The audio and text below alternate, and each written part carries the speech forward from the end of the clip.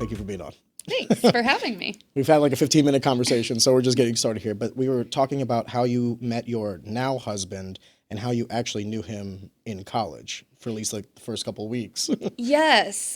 So freshman year, I went to Missouri State University. Freshman year, I had a bunch of roommates that were from Jefferson City, and they were like, hey, like, let's go out with some of the guys back from our hometown. And we were pre-gaming, and there was this guy, Scott, there, who is now my husband. And I was like, what's your last name? And he said, Brohammer. I was like, no, it's not. It's so sick. Your last name His is not last Brohammer. name is so fucking sick. I thought he was messing with me. And so, anyways, long story short, we kind of had a thing for a couple weeks, and then he joined a fraternity, and he just kind of turned into like a douchebag. Sorry, babe. So we kind of just stopped talking, and then, you know, life happened. I got pregnant in 2020 and also engaged. And then I also started a new job at the end of 2020 and at Sunset Transportation, and that's where Scott worked. It's crazy. Small world. I know. And we worked really well together. We are like a dream team together. When you started there and you saw him, did you guys like play like you didn't know each other, or were you like, yo? No, I actually told the recruiter. So Jimmy Zender, he works there. No shit, dude. So Small world. So I told my recruiter, like, hey, I know Zender, but I also know this guy, Scott Brohammer. And the recruiter was like, oh, don't tell them that in the interview. Turns out Scott was like the brokerage manager at that place. Like, the recruiter was just kidding with me. Okay, got you. So, yeah. And I don't know. One thing led to another. And now we are married. And yeah. We got married last year, so we're coming up on a year in July. Congratulations. Yeah, thank you. One of the reasons why I had you on the podcast was actually our history together. So for those that don't know, we both graduated high school from the same high school, Afton High School, class of 2011. And one of the things I wanted to kind of briefly delve into, if you don't mind, was, so I coach right now for Afton as an assistant coach for the wrestling team. And one of the things that I kind of ponder is like how much has changed. Not just like in the world of education, but just the world in general. Like when we were kids, back in 2008 to 2011 is when we went to high school, it was like a fundamentally different world. Like I think the first iPhone came out when we were sophomores or juniors in high school. Yeah, maybe. So like iPhone, not iPhone X. I think I still had a Razor. Yeah, I did my freshman year, and that was like the cool phone. Yeah. If you had a Razor, you were hip. And compared to like where the world is today, especially with like the readily available access to technology and information, and how these kids have access to just a completely different world than when we did. When we were in high school, I want to say like MySpace was like the thing. And this was I think my freshman or sophomore year, Facebook was just becoming a thing. Because I got Facebook in 2007.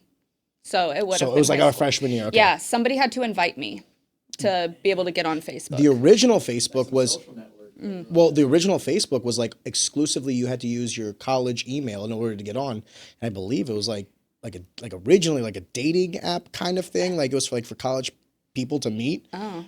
But then it like quickly morphed into what it is today of like just like people wanting to interact, socialize. Yeah. At the time it was like you just had to be invited by somebody to be able to join it. Did you feel elite? Yeah, I can't even remember to this day who invited me, but yeah. But I was a huge MySpace person all throughout, like, middle school, so. Yeah, MySpace was the shit. I still subscribe to the fact that I think MySpace was better than Facebook.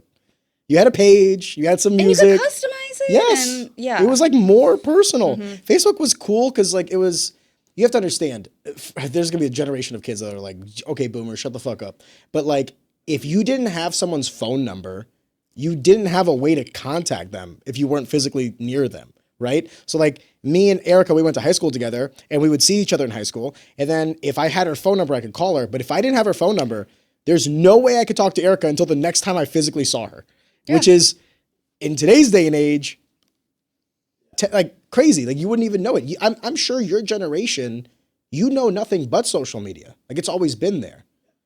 And what was it? What was like the number one thing when you were growing up? Like Instagram, I'm guessing, right? Instagram, Snapchat. Now it's TikTok.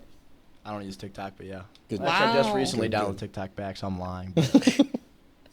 It's funny that you say Snapchat because I actually think out of all of them, that's like the low key potentially dangerous one, but maybe I'm Oh, being yeah. a boomer.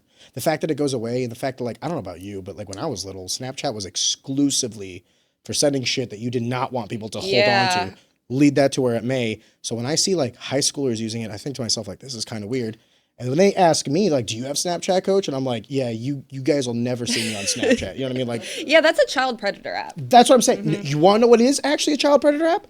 Roblox. Yeah, that too. That one fucking opened I will never let my mind. kid play that. Yeah, because I didn't realize this. So I might be butchering this. You might be more intelligent than I because you have how old is your son? 5, 6? He's gonna be 5 in May. Does he play video games? He has a tablet that I let him use sometimes. But nothing like online. No, Okay. absolutely not. Better off. So apparently Roblox is like this easily accessible. It's like a game within a game. So like it's free to play. You can download it onto any like your Switch, your PC, whatever you have, and then you can enter worlds and you can enter games within the game of Roblox, right? Yeah. The problem with that is they have unfettered access for all of these people. So if you have like this childlike game with childlike graphics and you could let anybody get in, I've heard horror stories. Did you see the there's a clip from like the Keeping Up with the Kardashians where Kim's like son was like, "Mommy, what's this?" And it was, I don't know, I think it was her sex tape. Yes, it was a world within Roblox where like you got in and it was playing the Kim Kardashian with Ray J. It was like a picture of her blowing Ray J. It was the whole video. Because that's the thing. You can get on there and you can And he's just laughing at it. Yeah, and I'm pretty sure Kim was like, "We're gonna fucking sue them." Yeah. Problem is, good luck. Yeah. That's okay, but that's honestly kind of lighthearted for some of the shit that I saw. Like some of the stuff that I saw was like people, older people getting younger people caught up in. I want to be careful, like the verbiage I use here. Getting them into compromising positions solely for the act to overpower them. Mm-hmm. So they'll get them to send something. It could be something like small, like, "Oh, my parents don't know that I'm like, it's midnight. My parents don't know that I'm on." You know what I mean? "Oh, cool." You know what I mean?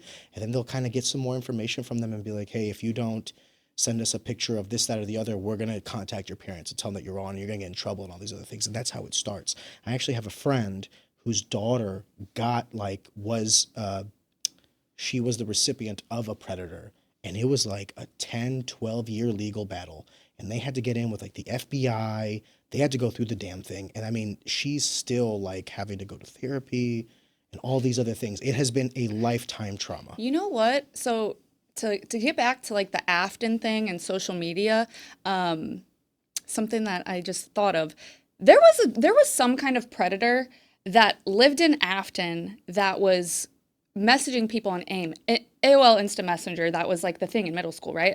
I would get home after middle school and I would get on AIM and just chat with my friends. And there was somebody, I still to this day do not know who it is, but they would message me and say that they have naked pictures of girls from our school. And I would be like, "I don't believe it." And they'd be like, "Well, send me a picture and then I'll send you one of them." And so one time I did it. It was just like a picture of, I'll be honest, this is a long time ago, but like just like a little picture of like my underwear, whatever. And they sent me nude pictures of these girls. So I know From our school? Yes. I'm not going to say who they were. Yeah, please don't. And then they threatened me that they were going to they knew Mr. Hill. They threatened me that they were going to turn pictures into him if I didn't keep sending more and more. Like one day I just finally just gave up and stopped messaging them back. But I've talked to some like friends about this, and I know I was not the only one, but there was definitely somebody out there collecting lots of nude pictures of girls from Afton back in middle school. Are you serious? I'm dead serious. Was this, did anyone ever like report it? I was too scared because I sent some stuff. Like, You didn't I want was that to be. stupid. I mean, I didn't know what I was doing. Were you scared? Like they put you in a position where you were like, "Oh no, now they have this." Yeah, I thought they were going to tell my teacher and my parents. And I didn't want my teacher to see these pictures of me. Oh my God. Yeah. I had no idea. Yeah. I did not think I was going to remember that, but yeah. So that was, I mean. And here I'm thinking like this is like a new thing. Yeah, no. I was going to compare and contrast at how safe we were back then. We weren't. Holy shit. What I was originally going to compare it to was the fact that like back in the day, we used to have the meme about like the free candy van, right? Like for someone to prey on people, you'd have to actually physically be there. Boy, was I fucking wrong.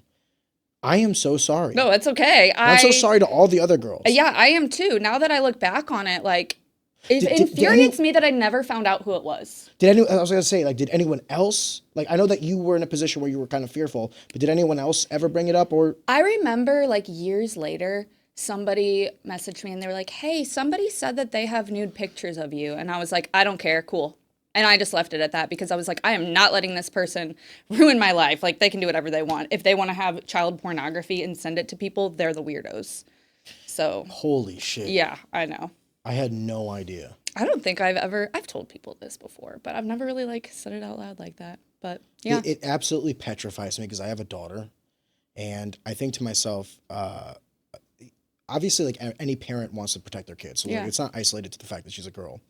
But, like, I know that as a boy, when I was growing up, I never had to, like, worry about a lot of this shit. Like, I never worried about any of this, to be completely honest with you. When I was middle school and high school, like, the only thing we cared about was, like, you know, hanging out with girls and doing sports. Like, I never had to worry about, like, someone potentially harming me or taking advantage of me or putting me in a compromising position. And I would not know, kind of to your point, like, I would not know how to navigate that. And it's something that scares me because as a father, how do I protect my child from an ever digitized world that will become only more and more invasive, prolific, and like back in the day, we could realistically not have a cell phone and we would be okay. Like, honestly, we would have been fine. Of course, we wanted one because everyone else had one. But to that extent, I don't think people were even using browsers on their phone until like our senior year when internet was actually like an available thing. But now it's like I hear from the parents, like 9-year-olds have phones, 10-year-olds have phones. And I'll tell you the answer. The answer to protecting your daughter is to constantly talk to her and engage with her. And who'd you talk to today? What did you do? Yeah, let her know that you are a safe space. Because I didn't really have that with my parents. Like I said, I would get home from school and play on the computer until I went to bed. And I don't know, I guess the internet, we didn't really know a lot about it yet. So I don't think my parents were like concerned. I guess they just trusted me. It was a new technology for them too. Yeah. Think about it. Emails. There was an article from the New York Times back in 1999 saying like, what is an email? Like emails were new technology. So like to add some context to this, it's not like people are as learned as they are today. I'm just actually shocked that some of that stuff even happened back then. That's wild that you said that. I guarantee people from Afton will listen to this and remember. And I'm curious if anybody ever found out who it was. Did you guys ever talk to... I know that you guys, like you said that you saw pictures of those girls. Like, did you go the next day and talk to them, be like, hey, are you getting preyed on? So you kept it silent? I think everybody involved, nobody talked about it. Wow. And I think back, like, why would I send pictures? And it was like, I didn't believe that this person had the pictures. So I sent like a little bit. And then like, I don't know. They were good at what they did and I was young. Yeah. You were what, eighth grade, ninth grade? 6th grade. Oh my God. How old are you in 6th grade? 11, I think. That's horrible. That's gross to think about, actually. I'm really, yeah. It is grotesque. And yeah, that would make sense because Hill at that time was teaching at the middle school, not the high school. Yeah, and the girls that I'm thinking of that I saw pictures of were like 2 years older than me. Jesus Christ. Yeah. It scares. It's sure, like it was a predator, not like someone at the school. Oh, it definitely could have been somebody that went to school with me. I mean, they had to, either a teacher. I would make the argument, because I know where you're kind of alluding to, like, how do you know it's an older person? And then using the context clues of what we just said, I highly doubt someone was sophisticated enough at our age with that type of technology to kind of intricately work that out. Like, you have to understand, remember when you were 11, you were fucking stupid, dude. I know I was. Obviously, like, we all... It was older girls, maybe it was an older guy, like a high school. Yeah, an 8th grade guy, you think? I don't know. I personally, because here's the thing. I just don't know how they would know all those like manipulation tactics. Maybe that's what I'm trying to say is like, dude, people in our grade, like back when we were in 6th, 7th, and 8th grade, back when you're at that age, I didn't even know how to talk to girls properly. Does that make sense? Like, you're still trying to navigate social norms, nonverbal cues, all these other things. You think some guy in 8th grade was like learned enough to orchestrate some sort of thing like this? I'm not. Do we know for certain? We don't, right? So we Yeah. don't. But if I were a betting man, I would bet that it's an older individual that's like much more established, understands the technology, and understands more importantly, like the psychology of young people. I would say I'm maybe more biased because I grew up like in a technology era where like that could happen to someone like easier. I guess. I mean, we had digital cameras with like memory cards in them. Like, Bro, we you had know? 2 megapixels. We Yeah. could literally count the frames on our photos. If anybody looked at those photos now, I'm sure they wouldn't even be great. You couldn't even tell who they were. Thank God. I didn't know that though. I'm so sorry. Yeah, no, it's okay. I'm glad that I brought it up because Did that it was affect you fucked going up. forward? I would say I just kind of always like was Shut like it out. looking over my shoulder a little bit, like kind of worried that they might be leaked to somebody. But after I got a certain age, I was like, I realized that what that person did was really illegal. So they were shared it with somebody. They were the creeper, and I was the victim. Even the legality of it is yeah, that's one thing, but it's also like, I'm gonna sound like a fucking square when I say this, but like immoral. Yeah. Like give me 100 years on this planet, I'm not concocting this like plan in my head. You know what I mean? I know. And it shows. One of the things I have to constantly remind myself, I tell Bruna this all the time. I say, because like we'll be out and about, and then I'll kind of get tense when there's like some guys around us. She's like, what are you worried about? And I was just like, you don't understand like how quick men can be violent, and you don't understand like the depravity of a lonely man. I've seen men do heinous shit. You know what I mean? I have to remind myself that like not everyone is like me. So just because I can't conceive of this or think about it doesn't mean it's not done. Yeah. And that's I used to say that like everyone should have kids because I think kids make you better. Like once you have kids, you get a little bit more protective. Like I know having a daughter made me like a softer man because like everything else in my life was like hard. And then I have this daughter, so like I can't treat her like I want to be careful how I say this. I can't treat her like I would a son. You know what I mean? And by the way, I don't want to. I want her to feel like a princess. You know what I mean? So inadvertently, it kind of softened me. I don't think that anymore because I don't think everybody should have kids. I think life works in mysterious ways. God blesses those that need to be blessed.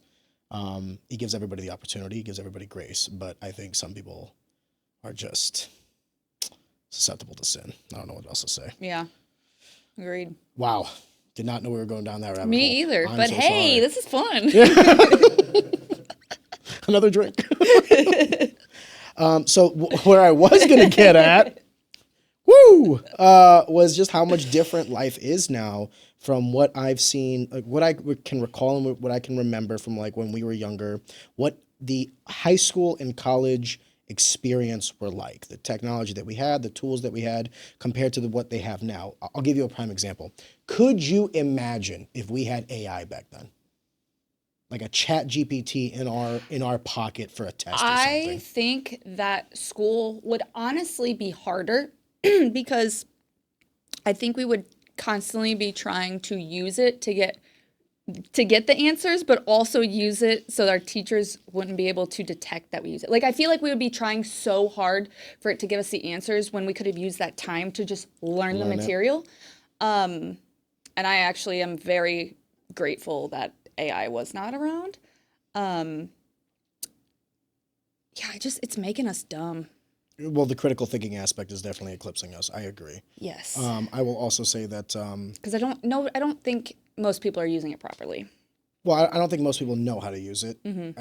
I also, there is a technology deficit in terms of competency for use and understanding the back end, right? So like when you open up your phone, you understand like the UI, the hardware, the user interface of like how to interact with that technology.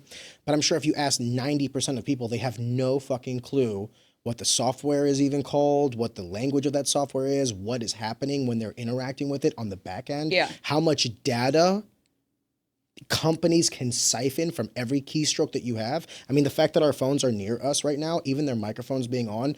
We had a podcast once where we were talking about child predator catching, like the how like this is becoming a thing. And then for like a week straight, I was getting like, call this hotline if you need help. Like, do you or someone you know? I'm just like, Jesus Christ. Like, it's so obvious that your technology listens to you.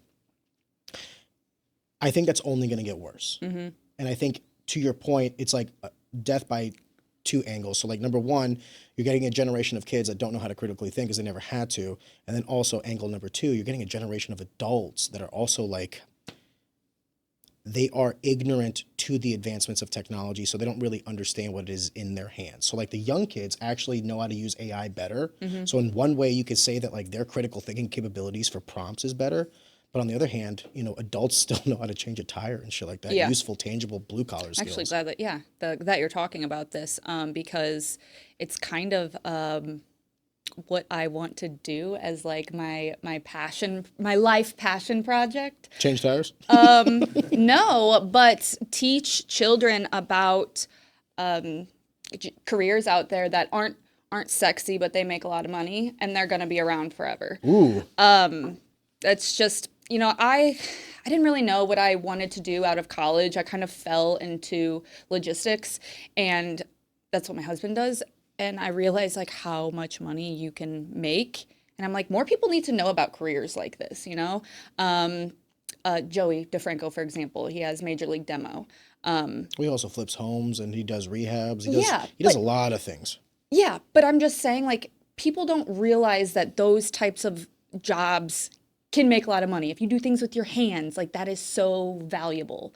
Because I feel like, you know, younger generations now, they want to do things online. And, you know, I think YouTube and Instagram and social media, you know, make it seem like these things are really easy and they get disappointed when they're not.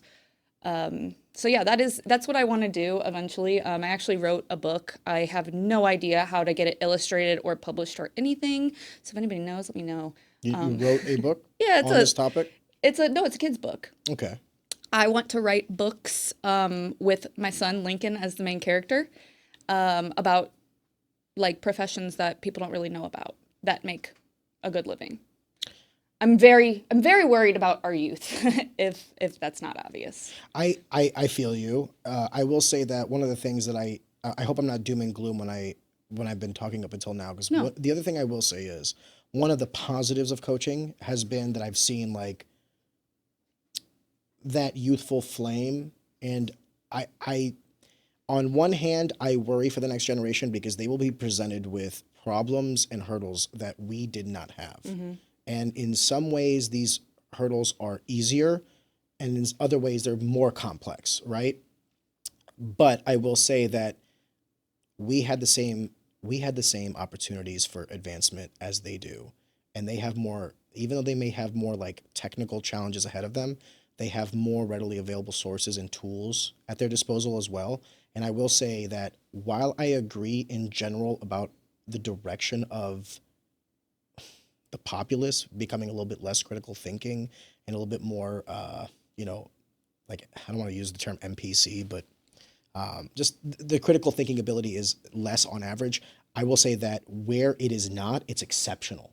Like some of these kids are really fucking smart, Erica, like way ahead of where we were at their age. Does that make sense? Yeah. Because they have all the tools that we're talking about. Yes, they come with them some hurdles and some dangers, but they also come with them all the advancements that we wish we would have had. That gives me hope. Does that make sense? Yeah, because I honestly I don't really know a lot of kids in high school right now.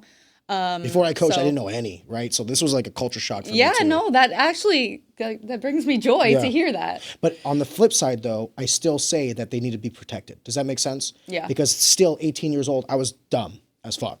And we were talking earlier about how easy it is to be taken advantage of. Mm-hmm. I don't think that goes away actually at any time in our lives. And like, you simultaneously have to foster and grow them and protect them at all the stages until at least like 25, in my opinion. Maybe I'm a little bit like too, you know, like boomer. I think you care about the youth a lot too.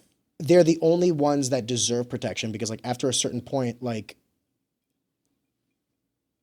having a kid made me realize that none of it fucking matters. Does that make sense? You can make all the money, you can make all the businesses and all this other shit, but then I'll die. Mm-hmm. So then what am I doing this for? Mm-hmm. Okay, well then you make all this wealth to do what? To leave it to someone. Well, do I want to leave it to people I don't know, or do I want to leave it to my legacy? Sure. What's my legacy? My kids. But it's not just my kids. Like my daughter is going to marry someone, and I want to make sure that whenever that man that she marries, I want to make sure that he was protected and that he had a good family and that he had a good upbringing and that he doesn't have a whole lot of trauma coming into that relationship. So it's like, I don't want to say like, the liberal mentality of it takes a village or anything like that, because I believe that if you take care of your own, a lot of problems get solved. However, I do think that we should care about one another and about other people's kids. Like if I see some 16-year-old girl and I see like a 24-year-old man around her, I'm going to be like, yo, what the fuck is up with that, right? Yeah. So it doesn't necessarily have to be my daughter, but I think I hope that that's a human element that is being fostered. And long story short on this one, I have a lot of pessimism, but it's not catered towards the youth. It's catered towards the boomers. And I cannot wait for that generation to just go away. I don't mean die. I mean like get a lot Do of... you think that like Gen Z and Gen Alpha are going to feel that way about millennials though? Once they get, to our age? I don't know, because it depends on what our generation does, right? So it depends on how we inherit the world after the boomers go away. Yeah. The boomers are a class of people who got all the benefits of post-World War II and reconstruction of Europe, but never had to like pay the price for it like their parents did. They were the ones that actually went to war. And there's an entire generation of people that were born after that fact and know nothing but, technological advancements that we're talking about, and then economic advancements. I've said this once and I'll say it again. I've lived in America now 30 years. We just had our 30-year anniversary of like coming to this country. Congrats. Thank you. But America has only gotten worse since I've come to this country. And I want to make sure I say this. I love this country. I'll be buried here. This is where I built my wealth, my education, my family, everything, right? However, I can also call a spade a spade. Yeah. And the trajectory of how everything is going in terms of economics, geopolitics, everything, it is creating less and less opportunities for this generation.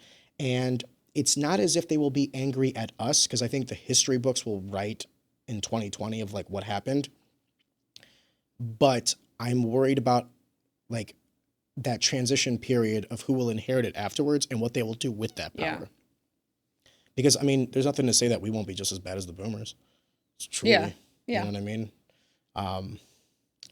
Long story short, Erica, I'm optimistic with the next generation. I think that they're good arbiters of the world and they'll inherit it well. You were talking about how you kind of stumbled into logistics and how when you were in high school and in college, you didn't really know what it is that you were trying to do or like the direction you wanted to take. There's a story there. And my question for you is, when you graduated high school, did you feel like you had a pressure set upon you to go to university? Yes, but I put that pressure on myself.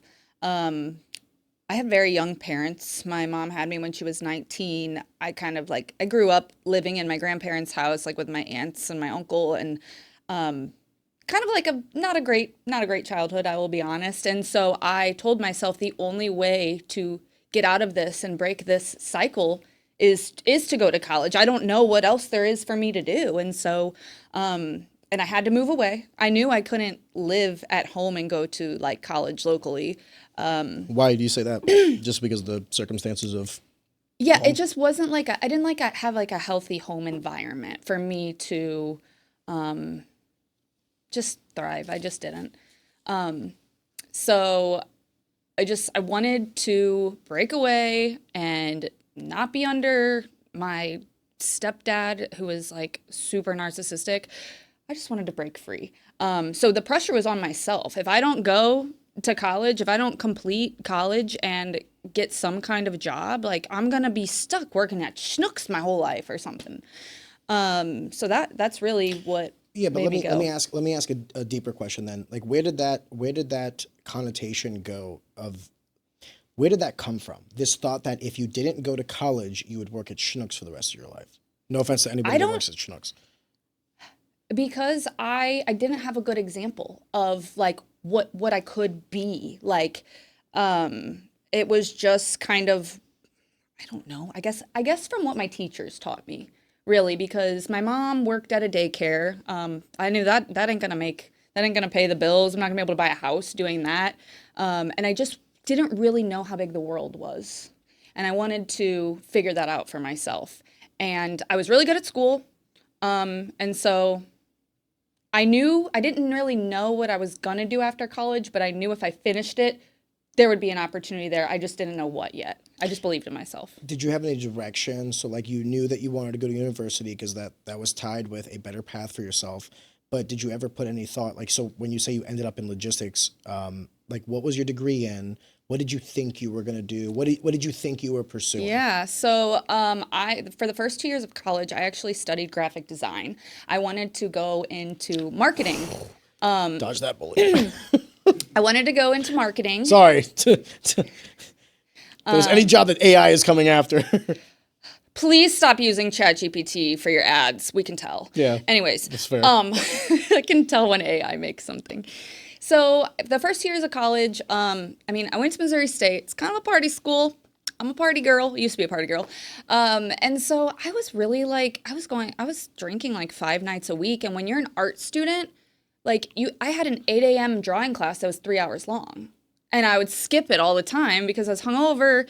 And, I remember turning in my final project and my teacher was like, wow, I did not think you had talent, but you do.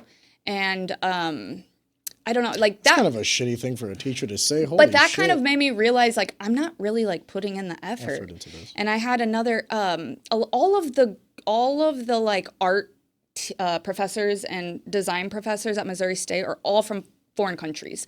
I had this one guy, he's Russian, very intimidating, but very good at what he did. And I think it was like a print or typography class or something. And I was missing a lot of classes. And he's like, what do you want to do with your life? He's like, I don't think it's this because you're not showing up. And I'm like, I don't know. I just want to get a degree. And so I went to what do they call it? Not the counselor. What is that? Where do you go to figure out your classes? Is it a counselor? It's like a Career counselor or? No, it's like a course advisor. Yeah, whatever. The advisor.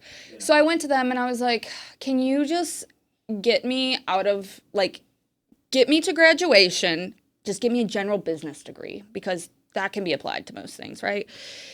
And so I did business that. Administration. Yeah, I changed to business administration, and then my 3rd year of college, my best friend passed away. Rest in peace. Yes, rest in peace, Lindsay Puff. And so that was hard, going back to Springfield and being without my family and friends. So I did that for a year, but I was in a really bad relationship, and I was getting bad grades, and so came back to St. Louis after my junior year. I finished at UMSL just with a business administration degree. And I didn't know you finished at UMSL. I did, yeah. My last year and a half.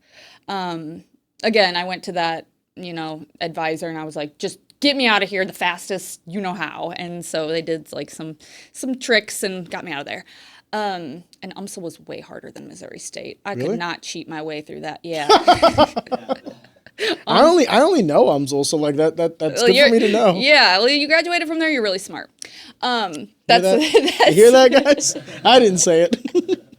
Appreciate that. So I remember the last couple weeks, I never had attended a career fair in my life. I truly just never really had a good example. The only person in my life who's a great example of having a good career is my aunt, and she's a graphic designer. And I think that's where that kind of motivation initially came from, was just follow her footsteps. So I get the business degree, and about 3 weeks before graduation, I just start applying places because I was like, what do I do now? I don't have an internship. I don't know what to do. I don't really have a mentor, which is why school. Here comes the quote unquote real world. Yeah, and I don't want this degree to be for nothing because I'm gonna have all these student loans. So I remember going on Indeed.com and just I didn't even know what I was applying for. Just sending my resume, just going.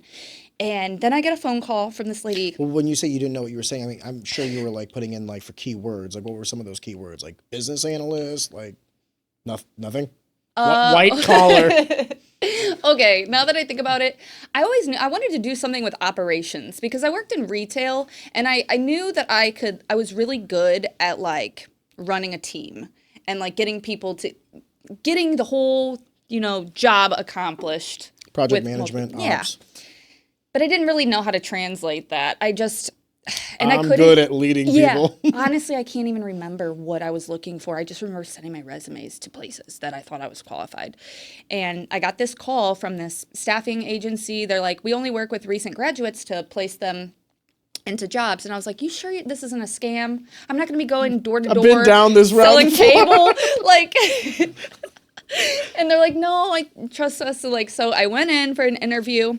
Basically, they interviewed me to see what I would be good at. And then they got me an interview at the first job I got, which was called Lang Logistics. I didn't know what I was getting into. The interview was kind of weird. My boss at the time, who turned into my boss, I was asking him, I'm like, so I just call trucks all day? And he's like, yeah, you have to make sure they get to the pickup on time. You have to make sure they deliver on time. And I'm like, okay, well, what do I do when I'm done calling the trucks? And he just laughed at me. He's like, you're never going to be done calling the trucks. I'm like, okay, it can't be that hard. So I started there, and I did track and trace. So we had like 150 trucks on the road at a time. There wasn't very many of us. I was the only person tracking, and I had to call all the drivers that were on the road in the morning. This was all manual too. We had no automated systems or anything. It was on Google Sheets. I had to call all the drivers individually, ask them where they were at, run the miles, make sure they could make delivery and had enough hours to make delivery. And then I had to call all the trucks picking up that day. We specialized in hauling potatoes and onions out of the Pacific Northwest. So I had to call everybody picking up that day, making sure they'd pick up on time. If somebody wasn't going to pick up, then I had to tell my boss and he'd have to recover the load. Did that for about 9 months, and then they moved me to sales where Did you like that work? I liked it because it was fast paced. It was fast paced, and it was kind of like I had like a list of things to do that day, and I could just boom cross them off. And it felt good to like complete a list. Yes. I have ADHD, so like lists and completing them are great for me because I always have open tabs in my head. So after about 9 months, they moved me into sales, which basically I was a freight broker doing cradle to grave brokering. So, except I didn't track my freight. I had somebody that did that for me, but I would hire my own trucks. I would get my own customers. I would quote my own freight, and I would handle any like claims. But I was working all the time, like every other weekend. Every time I would get home, I'd be working till like 10 p.m. at night, always checking my phone. Well, logistics never stops. No, freight don't wait. Yeah. And it was cool. And like, I mean, by the time I was 23, I was making over $100,000 a year. That's the most anybody in my family had ever made. And so I was like, hell yeah, like I'm staying here. But then the stress got to be like a lot. And I realized like I don't do well in high pressure When you say jobs. stress, like what do you mean? The stress of the actual work or the stress of the position? Like what do you mean by stress? Or was it just so much work and trying to fit it into the day? I think it was that it was always going 24/7. I could never complete it, you know? It was just always ongoing. I'd have customers that call me and yell at me. Like I had this one customer in New York, and he would call me and yell at me when I couldn't get trucks for the price that he wanted, and it would make me cry. And I'm sensitive. I just don't do well in high pressure roles. Like, or it would be like, the week before Christmas on a Friday, I got a load that goes from Boise, Idaho, all the way to Orlando, Florida. And I got guys, normally that load would probably cost, I don't remember what it was, $5,500 to do. And these guys are quoting me $10,000, like really high prices. And then I would get one approved. Like the customer would be like, yeah, pay it. And I'd get it approved. And 10 minutes later, they're like, nah, I can't do this anymore. Like that would happen all the time. And I couldn't take the surprises. The human element was the one that was driving you crazy. Yeah, I think so. And just the unpredictability. I wanted everything to be perfect and smooth all the time, and that's not the reality of that job. Well, that's not the reality of any job, though. Yeah, I know. Did it ever occur to you, though, that like the stress, did you ever have the internal monologue or conversation with yourself saying like, yeah, I'm stressed, yeah, I'm this, but the money is worth it? Yeah, yes, to a point, because I had all this money, but I didn't have time to go do anything with it? Yeah. Did it affect your relationships too because you were working so much? Oh, absolutely. I'd be out to dinner and I'd be like, oh my gosh, sorry, I have to go call. Yeah. Or I'd be, talking to somebody and I'd have to check my email. Hold on, I got to do this email. It definitely affected my relationship with my boyfriend at the time. And you know, he's like, you're always on your phone, and I'm sorry, I'm working. Yeah, I was just crabby. I think I was crabby because I was always being bothered, and I knew I was good at the job, but internally I did not feel good about it. So then I got pregnant with my son in August of 2020, and that's the moment that I knew that this job was not going to be sustainable. Because if I was going to be a mom and I was working 50, 60 hours a week, when was I going to have time for my kid? What, was I just going to hire somebody to raise my kid? No. That's what a lot of people do. I know, and I didn't want to do that. So I started putting feelers out there. Did it ever dawn on you to possibly just like, I want to be careful how I ask this question, forgive me, because I have to take into context where you were at the time. Mm-hmm. Did you ever have the conversation with your boyfriend? Obviously you were pregnant, like about possibly being a stay-at-home mom, or like Well, he did not make enough for that? Yeah, he didn't. There's a deeper conversation about the socioeconomics of a one-person Yeah. household. Yeah. And I mean, he was just kind of early on in his career too. I know he's not in that position now, but at the time, I was definitely like the breadwinner, and I was honestly thinking of having him be the stay-at-home Dad. Yeah. Just because I was making so much money, but I wasn't happy. But I was like, well, I'm making all this money because I You know grew that's up common without now, having right? it. That's common now. Stay-at-home dads, yeah. Yeah. Because like women, by and large, went for a lot of these white collar jobs and climbed the corporate ladder a little bit easier. And then men through apprenticeships and through blue collar work are a little bit more static with their. So the trade off is this, right? Like men will make more money earlier in life because they don't have the student loan debt and everything like that. But because of the economics of an education, like women will then eventually out earn the men because they will climb the corporate ladder and get the senior positions. And then like the 50K job turns into a 75K, 100K, yada, yada, Yeah. where the men kind of taper off and cap out a little bit earlier in life. Not saying that either of that is good or bad. And then if you also look at like median versus like the top earners, it's still predominantly men that like are in the C-suite positions and all that stuff. So take that with a grain of salt. But what I am trying to say is that like stay-at-home dads is becoming if not even just stay-at-home dads, but like the dads being the ones that kind of hold the home and the hearth a little bit more. And that's becoming a more, I don't want to say the word acceptable, but a more common practice. Yeah. Looking back on it, like, I think I would have resented him a lot because If you I would have. decided to do that. Yeah, because Why do you say that? It would have been your choice. Well, would it have been? Because because I was the one making the most money, that doesn't mean that I wanted to. Like I think I would have gotten jealous that he got to be home all day and I had to be the one going out and making the money. I will say this right now, and I don't care how misogynistic it sounds. I've talked to a bunch of mothers, and not a single one of them have expressed to me the interest that men do about working after having kids. Like when men have kids, they want to earn more. They want to provide more for their kids, and they realize the strengths. Like I'll tell you this right now, my wife is a fantastic mother. She's so nurturing, so soft, so great with our daughter that like my daughter would be better served spending more time with my wife. Like if you had to choose between like spend 10 hours a day with dad or spend 10 hours a day with mom, I would say at least at this point in time in her life where she's still like, you know, she's only 3. So like it's not that I'm a bad dad. It's that she's such a capable mother that if we had to make that decision, it's a no-brainer for me. Like, all right, I'll go work. You stay home. Yeah. And like another step further than that, I bet you if you asked her, she would agree. That Bruna would throw away the degree. Bruna would throw away all the job. In fact, we've had the discussion about like if we have 2, 3, like what are we going to do? Yeah. Then that's the discussion. Like she worked and got her MBA, professional woman. She makes great fucking money. Yeah. Like my wife is a superstar. She would toss it in the trash overnight to be a stay-at-home mom. Yeah. The only reason she hasn't is because we only have one kid. I'm like, well, she's about to go to preschool. Like, Yeah. doesn't really You're make gonna a be whole lot bored of at sense. home. Yeah, that's the conversation we had. So if we had like 2 or 3, different story. Yeah. I totally support that. Like but back then when I was, out Talking of about college. 2020, 2021, 2022, when you were pregnant. Oh, when I got pregnant Is your son's 5, 6? 2020. He's going to be 5 in May. Okay, so I'm getting the time frame a little bit right. Yeah. Also during COVID, that's Yeah. But also being pregnant with that high pressure job is Not good. no.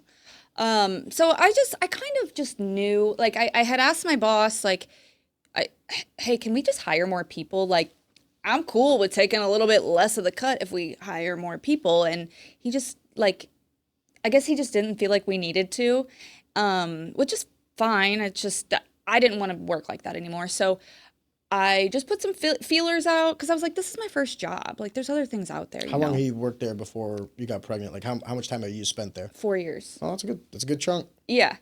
You did your time. Yeah, I definitely did my time. And I put my feelers out there. I talked to some like trucking companies because I was like, well, I'm on the broker side.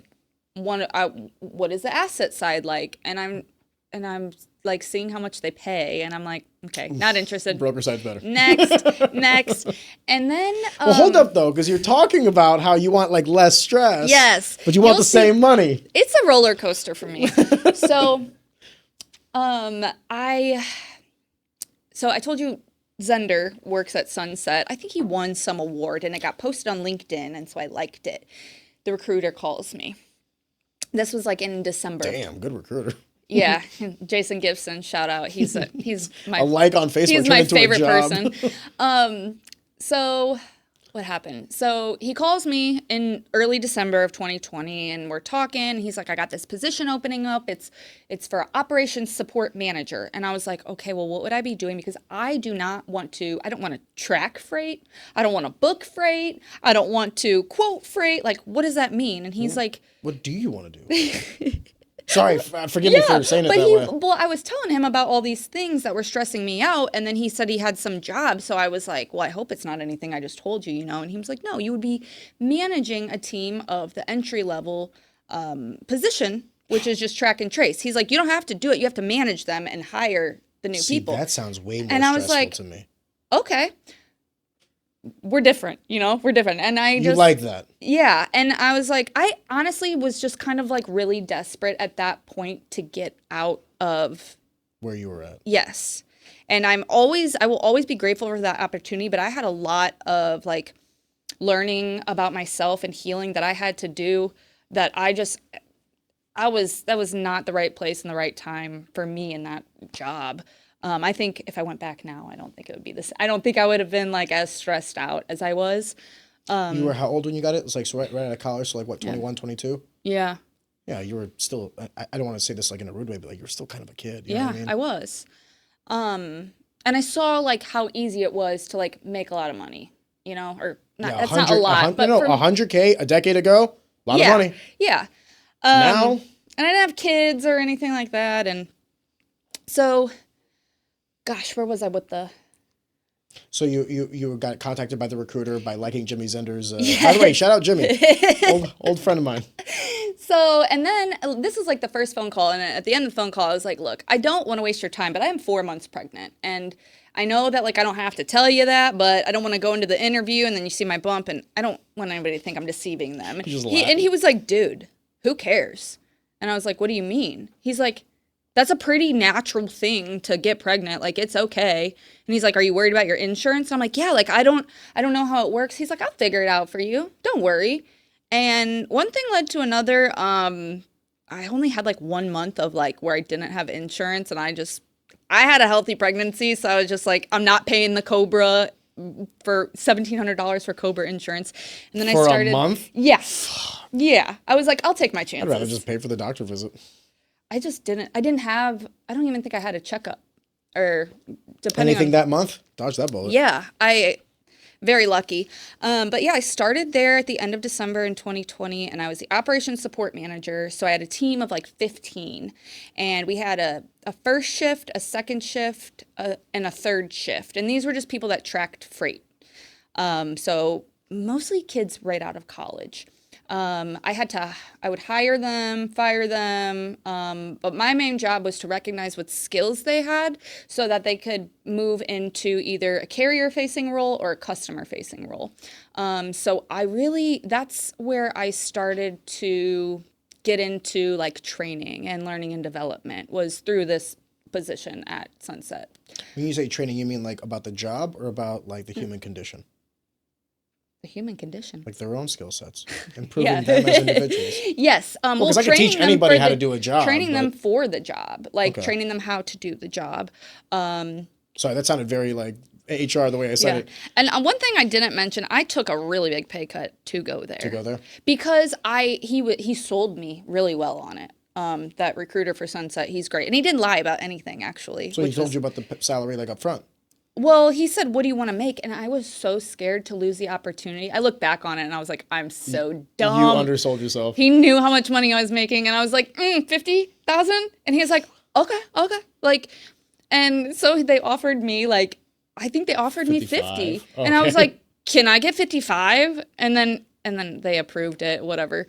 So yeah, I took a giant pay cut and I did it to myself. But I believed that I could move up and make more money. I know that about myself. Any job I've ever had, I've always moved up, gotten raises. I just find it very kind of easy. Can I say two things? I'd be curious if you would agree or disagree with me. Number one, never, ever in your life let a recruiter or an employer or anybody that you're interviewing with understand how desperate you are for a job. Oh my God. Yeah, I agree. If you have no job, lie, say you have a job. If you need money, lie, say you got money. Lie your fucking ass off. Play it cool as a cucumber. I equate it to being a guy at a bar. Like, you might not know what the fuck you're saying, and she might be super hot, but you better play it cool as a cucumber. Hey, you want a drink? You know what I mean? That's what an interview is like. And then no matter what they offer you, always counter. Yeah. Always counter. Because the worst they can say is no, and then you're right back to where you were at. The best they can say is yes. The in between is like, hey, we offer you 50. You came back with 65. Would you do 58? You just got yourself an 8K bump for nothing. Always, always, always counter. If you don't counter, they'll know immediately. I'll tell you this right now, as someone who employs people. If you don't counter, I just know I can walk all over you. Yeah. Well, I mean, yeah, learning moment for me, but great advice. And I like it when they counter. I'll tell you this right now. When someone counters me, I'm like, fuck yeah, dude. I don't care. I'm not paying it. Yeah. You know what I mean? Sure. Or in the interest of where I do pay it, I want to be careful how I say this. The right people through an interview process, they'll get what they want. If you crush the interview, if I like you, chances are you're going to get away with murder. Does that make sense? Yeah, and I probably should have had a little bit more confidence. Well, you were also young. You didn't know that back then. And pregnant too. Yeah. These are variables I did not have to deal with. Yeah, so. and I just wanted a change. And so I started there. Forgive me, would you agree with or disagree with my advice? No, I 100% agree. Okay, so I'm right on both ends. All right, sorry. Yeah. I wish I had you in my ear during that time. That would have been very helpful. Sorry. But no, you're fine. So I started there and I was just, gosh, how long did I work there?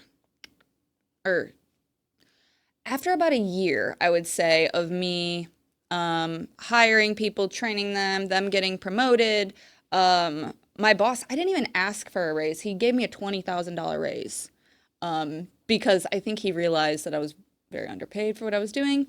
And then my CEO approached me and was like, I want you to just train. I want you to be the corporate trainer. And I was like, well, that feels lonely because that means I only train new people and then I don't see them again.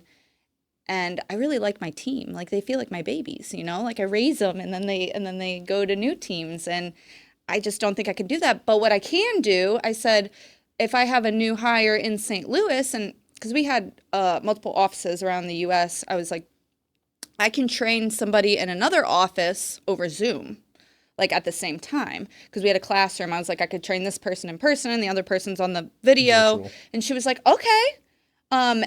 But I didn't give up my team. And so I was kind of doing two jobs at once. I was the trainer and then I had my team. So I would I would have basically 4 days of training.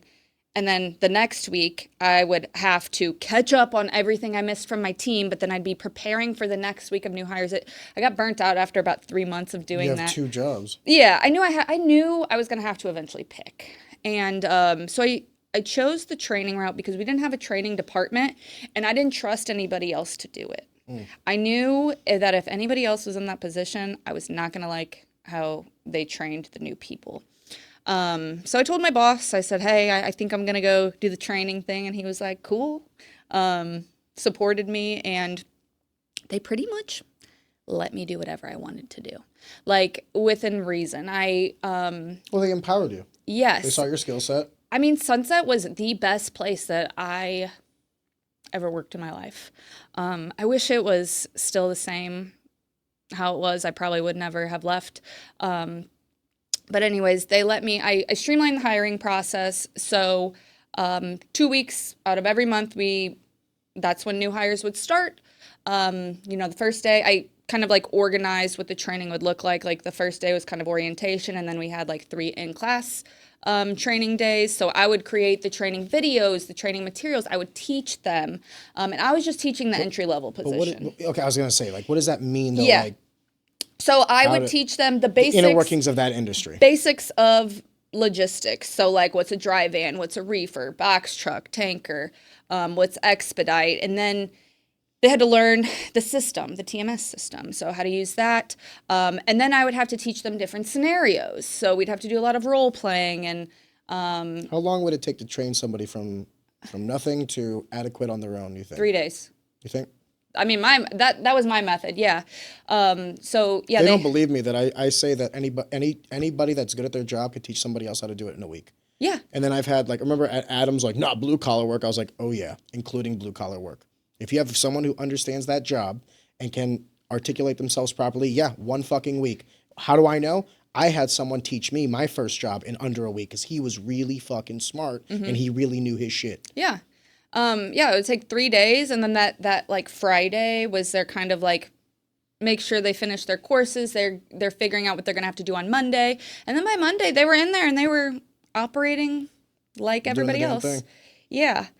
Can I take a step back? Yeah. Yeah. You for a brief moment you were talking about, like, if it was the way it was, I would have never left. I want to cry. There's a part of the conversation that we're going to have later on about, like, what you're doing now. But before we have that, I want to ask what that means. Like, when you say, if it was the same way it was now, I would have never left. What does that mean? They got acquired. Sunset was acquired by Armada Supply Chain Solutions. A competitor? No. They manage the supply chain for McDonald's, Chick-fil-A, Panera, Darden. Oh, so they were just branching out into different industry? They don't, they didn't have like their own in-house brokerage. That's what they wanted. Gotcha. And Sunset was owned by this guy, Jim Williams. He's retired. He just wanted to de-risk his money, and get out of there. Did the damn thing. Shout out him. Yeah. So they sold it, and they told us, they're like, the reason they sold it was because they told us, they're like, you guys can keep doing your thing. You get whatever you're doing is working, so Sunset can keep operating as Sunset. Well, then that next year, the freight market went in the shitter, and so we didn't reach our goals. It wasn't really Sunset's fault. It's just kind of how the market was. Was it during COVID, like 2021, 2022? Right after COVID. COVID was great for us. We were making money hand over fist, having parties. That's when I started. Like, that was fun. Okay.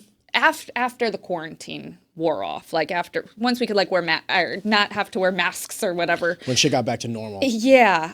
We had a lot of fun. And when we got acquired, like nothing really changed, so I didn't really care. And then some of like the leaders in the company that I really liked started leaving, and I was like, well, that sucks. And so like the culture just started to kind of fade, and all of our senior leadership was constantly having to travel to Pittsburgh, where Armada was based out of, and so I didn't get to see them a lot, and it was starting to feel like this weird like ghost town, and the vibes were off. And then my husband, he left in August of 2024, and he was the brokerage manager, and he took his 2 supervisors with him to start his own logistics company. And I will say he was part of the culture as well.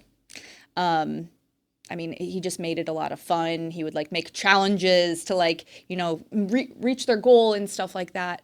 And yeah, I just like a lot of the fun people that I worked with left. And then this past year, so pretty much all of 2025, we started integrating more with Armada. And then we got the news that in 2026, we were going to be represented as one company.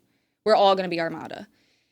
And so the more that I would have to like fly out to Pittsburgh and like shake hands, kiss babies with all the senior leadership and stuff, I realized it was almost like I finally like made it to the top, and I saw what was behind the curtain, and I was like, that's it.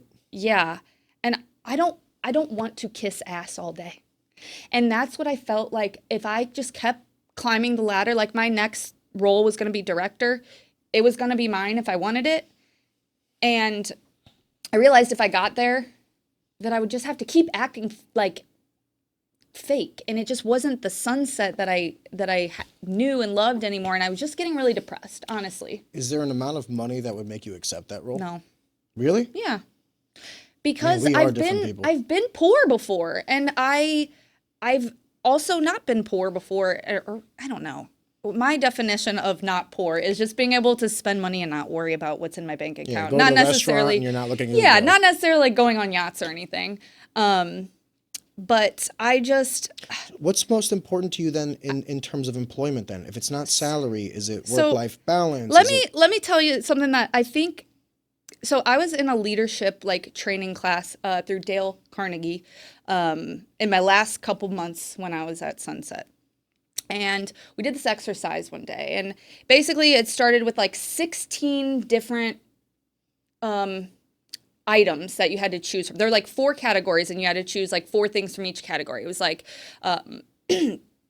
material item, like people, places you go, like whatever. And eventually you narrow it down to like what is the most important thing, and mine was family. And she looked around, the instructor looked around the room, and she was like, she had somebody share, and they said that theirs was family. And I was like, oh, weird, mine is too. Somebody else shared, yeah, mine's family. And then she's like, stand up if yours was your family. And everybody in the room stand up. And I was like, that's when I realized that that is all that matters, is family. And I was like, I'm traveling once a month to go to this place and hang out with people that I don't even really want to be here. And every time I tell my son I'm going on a plane, he gets sad. And I want to get pregnant. And I can't get pregnant when I'm constantly traveling and being stressed. Like, what is the reason? Why am I still here? And it really boiled down to insurance. Like, I was carrying our family insurance. And one day, like, I think I reached burnout, honestly. Like the last 2 weeks I was there, I would come home and just cry. Like I couldn't get out of bed, and I was just crying and crying. And whenever I would think about going to work, I would just cry.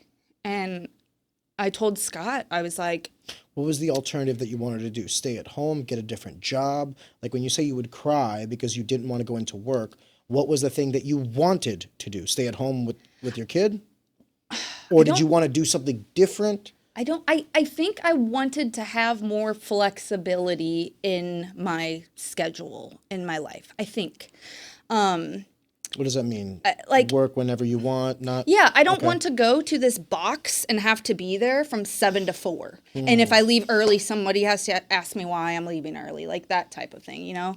I would have made the argument that like had you kept on that current path, you would have gotten to that. Because that's literally what happened to me. I come and go as I please. I work whenever the fuck I want, as long as shit gets done and no one pays any mind. No, because I would have been, do you know how many employees we had? I would have been one director of L&D for 1,000 employees. And well, that's like I've heard of top heavy. You guys are top light. It doesn't make any sense for you to be the director of 1,000 employees? For learning and development. Yeah, that's crazy. That's what I'm saying. So I just like... Sounds like a 10-person job, not one. I just... Structural mismanagement. Yeah. Also, like an operational hazard. Like what happens if something happens to you? You get hit by a truck or something. You never want a single point of failure in any role. The only reason I bring that up, forgive me, is because I used to think similar thoughts. Like when I was working at a FP&A in corporate finance, I was also like, I hated my fucking life. I went to school for finance, got a double major in accounting. I was like, what the fuck did I do? I went to school, did the thing, and I hate my job. I hate my life. I would cry on Sunday nights because I was like, oh my God, I don't want to go in. Like, I hope I get into a car accident so I could take the week off. Like, that's how it was getting. And then I finally hit that breaking point where I was like, fuck it, I'm just going to quit my job. And I did during COVID. I completely switched roles from financial planning and analysis to information systems because I was starting to get some certificates. I was getting inundated with coding and all that stuff, and I was finding it intriguing. Didn't even miss a paycheck. I got another job within a week. Didn't even miss my pay period from the previous job. and the rest is fucking history. It was one of the best decisions I ever made in my life, was like when I fucking hated my life. I didn't hate the money. I didn't hate anything. I hated the work-life balance, how it did not fucking exist. I was working 100-hour weeks. Oh my making God. Making I was not working that much. Making like 80K. Oh. So like if you would have told me I was making 800K, done. I would have retired there. You know what I mean? Like, I'm serious. Like, I always say, like, there's no such thing as a bad job, only bad salaries.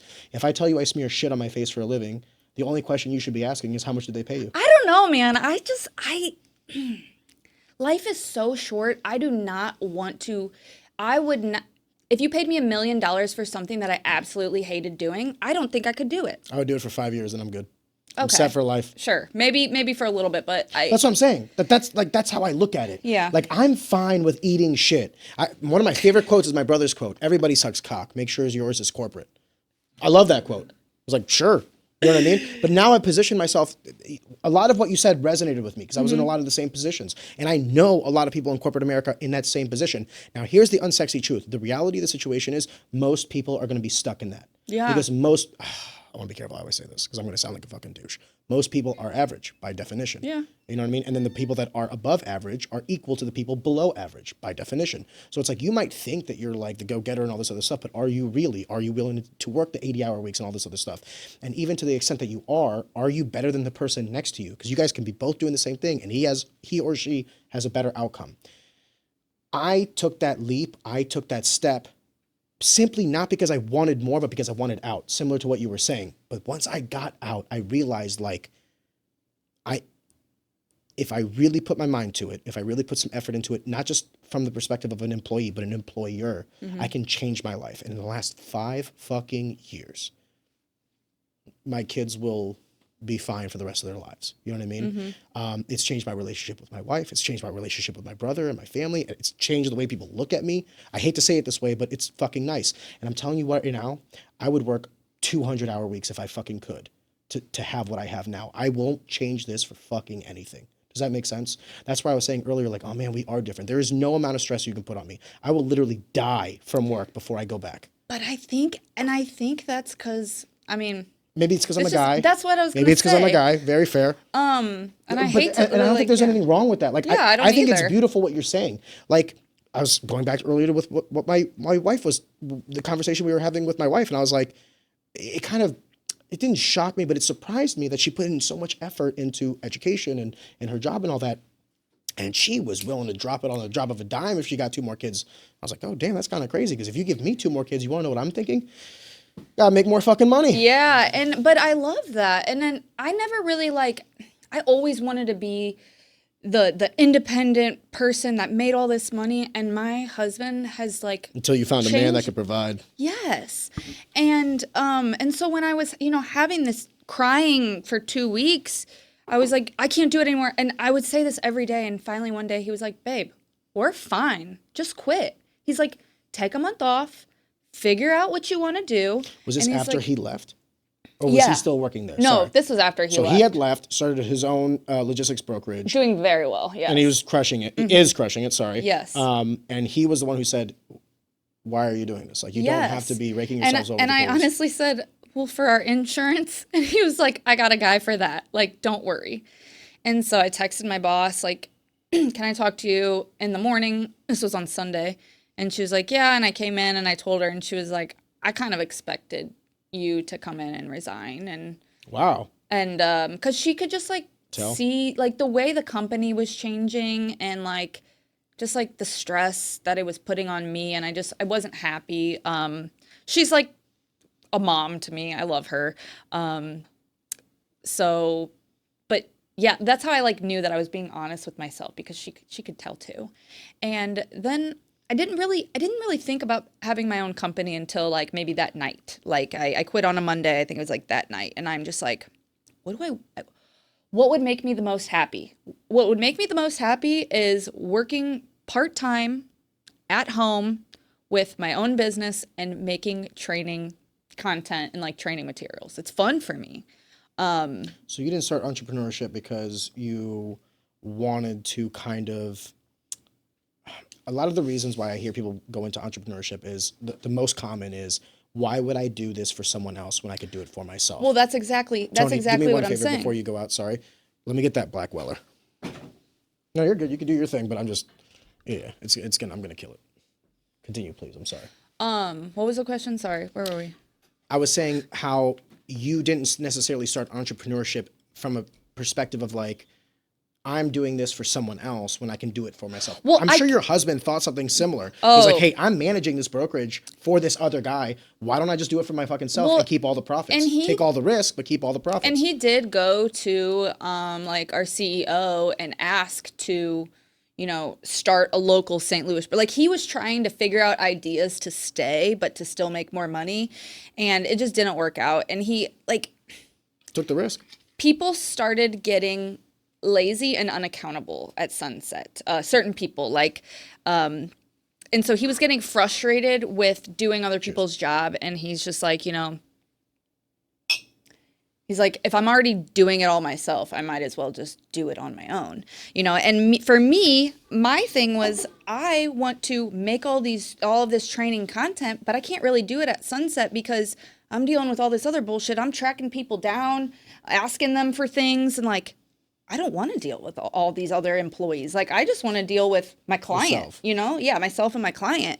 And I know that there is a need for this. I'm just not great at marketing because I'm trying to learn it. When you said there's a need for it, what specifically, like operational training? Sorry, like what is that need that you're? So I guess I found kind of my niche is like male-dominated industries.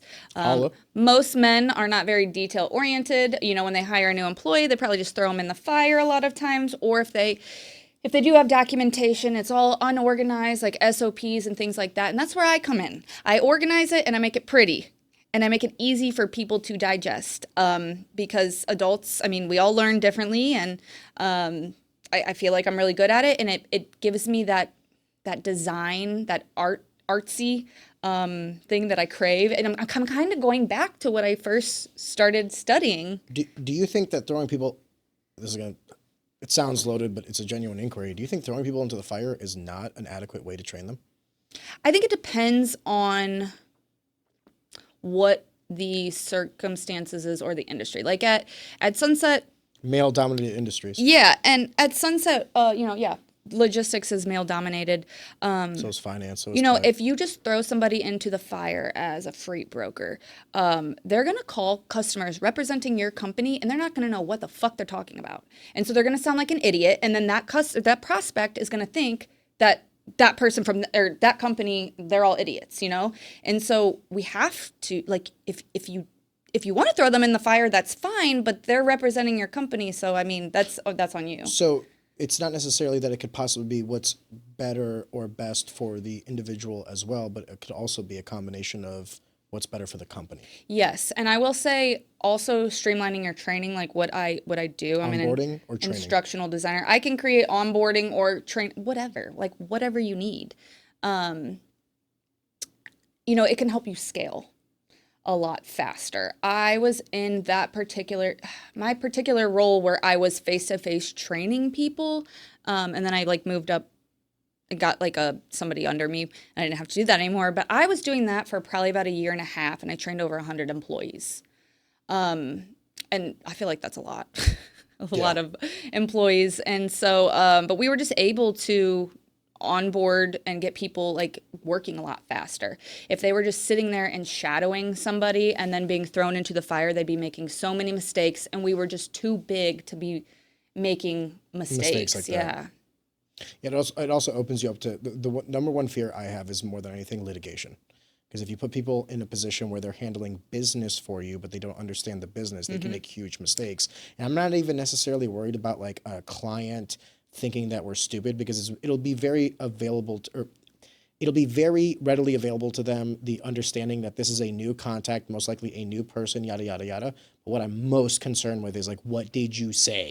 What did you sign? What did you do? You know what I mean? That's my real concern is oh shit. Yeah. And this is just the entry level position, and they can't really lose money or make money. Well, I guess I'm talking about Sunset. I got a surprise for you. But one of the things that when I was at Sunset and I was training the new people, to your point, I would drive into them, never discuss rates with drivers. And one day we had did. some tracker. He was talking to a driver, and the driver's like, "What am I getting paid on? Or what are you paying on this load?" And he was like, "I don't know, $1,100." The driver starts going off on him. What the fuck? They're only paying me $800. Are you fucking?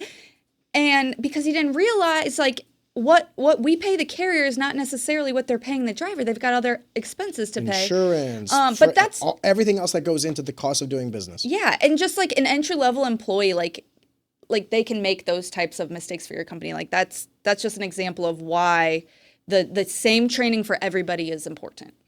I agree. No, I'm kind of like asking loaded questions. It's fine. I agree with the importance of what you're doing, and I don't necessarily think that throwing everybody to the fire is also like an adequate way of training someone. I think it can easily. I think there's a lot of people that also think they were thrown into the fire when in reality they had good mentors that gave them the challenges they needed when they needed them. Yeah. But they never explicitly told them that. So then there's also this like false narrative of I've talked to a bunch of people that think they were like the hottest thing since sliced bread, and then you talk to the manager and they're like, that boy wasn't useful until month 6. Yeah. So what I moved on to do at Sunset was kind of like develop their like the employees' like progression. So I had to like develop scorecards and define what skills were needed for the roles and what skills they would need to get to those next roles. Forgive me for interrupting you, but let me ask you one question. What was the number one hurdle? Because all I'm hearing right now is operational expense. The difference between CapEx and OpEx is the money that I'm spending to operate that doesn't bring in dollars through the door. And then there's CapEx, right? The capital expenditure, the money that I'm spending to bring in dollars. So for every dollar I spend, I bring in $1.10, let's say, right? Did you ever feel like you had to justify the position, justify the work, justify the effort that you were putting into this? Because when you're saying training and all these other things, the number one thing I would go to is like, why the fuck are we hiring college grads if we need to train them up as well? Because you don't want to hire somebody that has experience. You don't? No, not that we didn't want to at Sunset. We wanted to hire for culture, and we wanted to teach them because I can understand the culture. The freight, I don't know if you know like freight brokers I know and logistics like a little bit, yeah. the kind of I don't know, the stereotypes. It's very like freight bro and not all companies, but understood. No, but like that is like the stereotype, and we didn't want to be that. And if you hire somebody that has experience, they likely have these really bad habits, and we just agreed there. We tried it many times. We're like, we need a carrier rep. Nobody in tracking is experienced enough to be the carrier rep. Let's hire somebody with carrier rep experience. And every time they never worked out. Because of the cultural norms and the fits. Yeah. You're hitting on something because you're not wrong. There have been times where people look great on a resume and they have all the prerequisites to quote unquote start running, right? They'll start day one and they'll run. It has never happened that way. There's always that learning curve, learning the systems, learning the company, learning whatever it is, how we do our things, our CRM or our data repository, whatever it is. I agree with you 100%.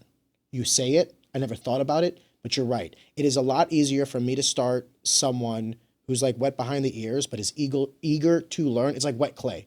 At least no one else has taught you a bunch of bad habits that I now have to unteach or you have to unlearn. And that's why college graduates are perfect because they're already used to the structure and learning. So if I just throw them in, like they learn really quick. What about high school graduates? Would you ever do that? We did. I think we had one guy who was referred, and he was a high school. Yeah. How did that one go? Out of curiosity. Actually, really funny that we're bringing him up. He was fine. He actually did great at his job. He ended up leaving because of some of the politics and leadership shifts inside the company. I think he got kind of fed up and left. He is Scott's first employee at Swoop Logistics. No shit. Yeah, he hired him about a month ago. It's going great. Shout out you. I say this because I graduated and I got a college degree and all this other stuff, but I still stand firm by two statements. Number one, the majority of white collar work does not require a degree. And that I can teach someone, like we have a couple positions opening up soon, and then I might hire like a couple more people. And I'm confident that all those positions that have become available, I can teach every single person on this planet how to do it in a week. All I need is people that are capable of learning, will swallow their ego for a little bit and suck a little corporate cock. Yeah. Now, if I can get that, I don't care if you have a college degree. You don't need one. Yeah. I do need someone that can like, my minimums are can you read and write? Can you speak coherently? Let me tell you something right now, guys. Learn the English language, the vernacular, the cadence, because if you can speak well, God, will that help you. I had a person, this is my greatest interview. I wanted to hire him, but I couldn't. Because like the balls on this guy. He comes in, he's like, younger guy, like 21 years old. And I mean, typical stereotype gamer guy. He's using vernacular that you would not use in an interview. But I'm kind of eating it up because I like confidence. You're nerdy, yeah. Well, not just that. I'm like, this motherfucker doesn't give a fuck. And I like that. But the problem was it wasn't an interview with just him and I. And the person like above me, who was the CEO of the company, fucking hated him. So he leaves. I thought he crushed the interview. I was like, this is the man. He leaves. And Matt's like, we're not fucking hiring that guy. And I was like, man, I was off on that one. I thought I was about to high five my boss. The reason I say that is to go back to that statement of like the two things. Like I think that the majority of jobs do not require a college degree. And I hate to say it this way because I'm not trying to like belittle anybody, but I think the majority of people go into college for two reasons. Number one, they feel pressured, or number two, they don't have purpose or direction or drive. Like most people go into college not knowing what they want to do. I don't think That was me, yeah. I don't think there's anything wrong with that. I think that it's a tough task to ask an 18-year-old, what do you want to do for the rest of your life? You know what I mean? Yeah. I think we do need some time between like high school and college, if we were to do higher education, of like finding yourself, work some shitty jobs, see what you don't like to figure out what you might like. You know what I mean? But I also don't necessarily like this direction of like, you need a 4-year degree and MBA preferred for like an entry-level data analyst position paying $55,000. Suck my dick. That's what I'm saying. You can do other things for more money. It's unreasonable. Yeah, no, I agree. And actually, this kid that I'm talking about, his name is Jack, the one that works Shout for out Scott. Jack. The one that works for Scott now. I think Zero student I debt. don't even know if he's 21 yet, but I remember, so a thing that we did at Sunset, we had a 30-day, a 60-day, and a 90-day check-in. And they would always come in and check in with me, and I would kind of talk to them about how it's going. And I remember him asking me for advice. He was like, well, since I already have this, like, I'm working in logistics, like, do you think I should go to college? Like, do you think I should get a degree? And I was like, I'm going to give you my advice. You don't need to take it. But since you have your door, like your foot in the door, yeah, I was like, I wouldn't waste your money. However, earlier in the conversation, you talked about how you don't hire on experience. You hire on the degree. So isn't that kind of counterintuitive? That was my advice to him. I don't know. We were doing like a referral program at Sunset because we were having trouble getting like good quality people. I don't remember when this was. So he like slipped through the cracks. Once that company took over, gradually we started requiring the degree. So me personally, if you want to work for me, no, I'm not going to require a college degree, but they ended up requiring it. So I didn't really have a choice. What are your thoughts on that? Do you have any thoughts on that? What? This creep of education for what I would describe as entry-level positions. Because it used to be, there was an entire generation of people that didn't have to go to college. They would go straight to work after high school, and then they would learn industries. And like, how often do we hear from our predecessors, like, I worked in this industry for 30 fucking years. Why? Because they started at 20 years old, and that's all they fucking knew. But they really knew that industry. Yeah, Now we have a generation of people that switch jobs every 2.5 years. I think that's a Gen Z thing. Yeah. I think it's a millennial thing too, girl. Really? Yeah, 100%. Guys older than me. I've heard that you make more money when you do that, right? In the short term, but not in the long term, because you don't set yourself up for it. Here's the thing. It depends on the employer. Truth be told, it depends on the employer. Yeah. If you're leaving for a horizontal position, step up, maybe. But then you're also going to you're going to slowly creep the responsibilities as well. Going from an analyst to a senior analyst to a director. What does that mean? You worked 40-hour weeks to 50-hour weeks to 60-hour weeks. So yeah, you might be getting paid more, but realistically, are you when you take hours into the equation? So like my thing is there's an equation to happiness. Hours worked, X money.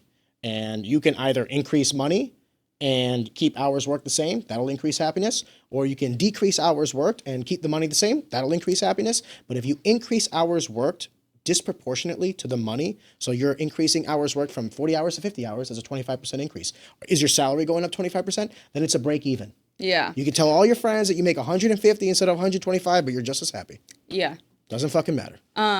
what I've kind of realized also, just as, getting more experienced in life, is like, if you're good at something and you like and you enjoy doing it, the better you get at it, the more people will pay you to do it. I don't know if that's true. And so I don't know if that's true, Erica. For me, it Perhaps. Definitely is. I know a lot of people that are really good at what they do and they don't know the negotiation tactics. Oh, well, that's the problem. Well, that's what I'm trying to say. Like, because what you're really saying is, passion x work ethic equals pay. Is that true? In your heart of hearts, is that true? The most passionate people that are the best at their craft, are they the ones getting paid the most? Or is some of it politics? Is some of it the interpersonal relationships? Oh, you definitely. Relationships are the number one skill. Networking. The number one skill. So, what do I tell you? Yeah. The number one skill is relationships. How well you can get along with people and talk to people. That is the number one skill that you can ever have. You can be the best at your craft, but if you don't know how to, if you don't know anyone to help you utilize it, you're just going to be stuck in the mud. 100%. There's a lot of people much more intelligent than us, much more capable than us, that did not have some of the opportunities that we had, and they got left by the wayside. That's the honest to God truth. I'm not the smartest guy. I'm not the hardest working guy. I'm none of these things. I'm just really good at talking to people. And picking and choosing my fights. Yeah. And picking and choosing which rooms I'm at, shaking every hand, kissing every baby, like you were saying. Yeah, I do sucking that too. a lot of corporate cock. I do that too. Ever since I've been young, I've always been interested in just making friends and meeting new people and learning about what they do for work. What do you think has propelled you more? Your network or your work ethic, your intellect? Like, what do you think, if you were to do a pie chart of like Erica Brohammer success, what is like the number one variable in that pie chart? That has like pushed me to like I would say, the people that my network. Your network. Because like people I would talk to about like, hey, I think I want to do this. It's kind of a dream of mine. I don't know. I've always had this thought of doing the training thing for the past 2 years. People are always like, oh my God, do it. You'd be so great at it. Like, I know this person that would need it. This person, I would use you. And like, just the more that I would talk to people and share about like what I wanted to do, the more confidence I had. And so, you. And definitely my husband too, like seeing him take a leap of faith and start his own business. And I've learned so much from him. And do you think if he would have failed, like just hypothetically speaking, do you think if he would have branched out and ate shit, do you think you would have tried? Do you think you would have left? You would have stayed well, we wouldn't be in this position right now because he wouldn't be... Have enticed you to... Yeah, financially we wouldn't be in the position we are now for me to be able to leave. And I definitely wouldn't have. I would probably still be where I was. Success begets success. Yeah. Do you mind if I ask you the next part of this conversation, if you don't mind me kind of segueing into it? You did leave like the salaried gig where you had been working for a good amount of time that, at least at the beginning, was exactly what it is that you were quote unquote looking for. You came into the job pregnant. You made it aware that you were going to have a kid at the time, all that encompasses. You found your niche, your home for at least the short term. And then over the course of time, it devolved into something different, which caused you to step away. In stepping away, you didn't decide to look for another job. You decided to start something yourself. Mm-hmm. Do you mind if we just touch on that for a second? Sure. Like, what was the calculus like about, I know that you're having conversations with your friends about like, I'm thinking about doing this, that, or the other, but how much pull was there to just getting another job and being a little bit more secure and not necessarily taking the risk or any of these things? Well, to be honest, I do have I did get a second job because I knew that it was going to be a slow start and I always want to be busy. So I was like, I need something to do. We don't necessarily need the money. But I don't know. I guess I kind of get scared because I grew up poor and not having, that $100,000 salary is kind of scary. I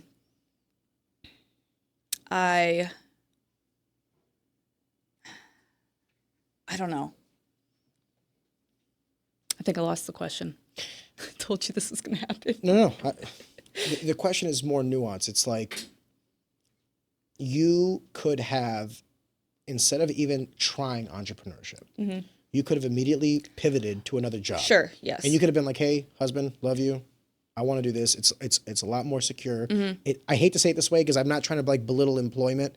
It's easier. It's easier to get the job. It's easier to collect the salary. It's Yeah. easier to get the paycheck, right? It's easier to work for someone because they tell you what to do. You don't have to think about it. Yeah. Exactly. And here's the thing that people don't want to admit. A lot of people love that direction and that purpose of like, tell me what to do, I will execute, and then they find fulfillment in getting a job, quote unquote, done. Yes. I started with 0. Today I turned it into 1. I'll come back tomorrow, turn 1 into 2, and that feels good. Yep. It's really hard. It's really hard to be like, where is there value that isn't being filled?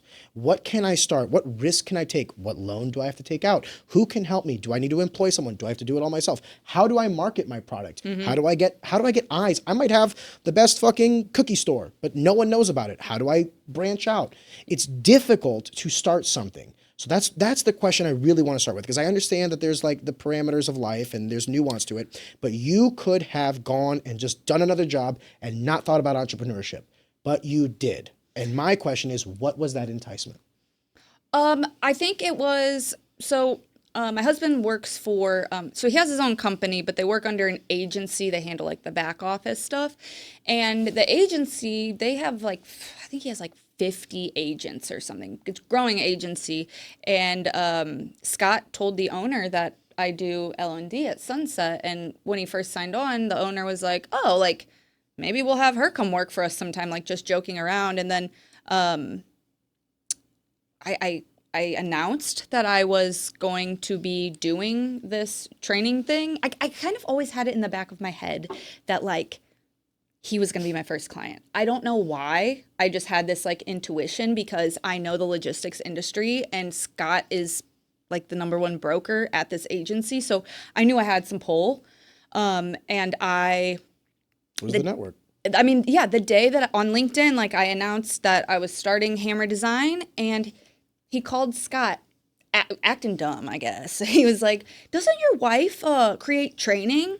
And Scott's like, yeah. And he was like, oh, I need to get in touch with her. I've got some training I want to create for new brokers. And so that's when I kind of knew. I was like, okay, I already like kind of got a first client. Like I can do this. And Did yeah. that empower you, knowing that like at least day 1, I'm not starting at 0? Yes, it did. It is kind of weird starting your own business. It is a little bit of like imposter syndrome and like marketing your business. At least that's how I feel. But What do you mean by that? Forgive me. Imposter syndrome, starting your own business. Sorry. Dive deeper into that. like I'm marketing myself about doing all of these, that I can do all of these things, like create training for your business and stuff, because that's all I did at Sunset and that's what I enjoyed. But I can't like show them everything that I made at Sunset, if that makes sense. So like I made these amazing training programs at Sunset, but they all live with Sunset. And so it's kind of like a leap of faith for somebody to hire me. Not really. Why? Because your first client had 1 stamp of approval, your husband. Yeah, I guess you're right. And you want to know how much I do business with people, not because of like the networking thing, right? Dude, I don't. I want to be careful how I say this.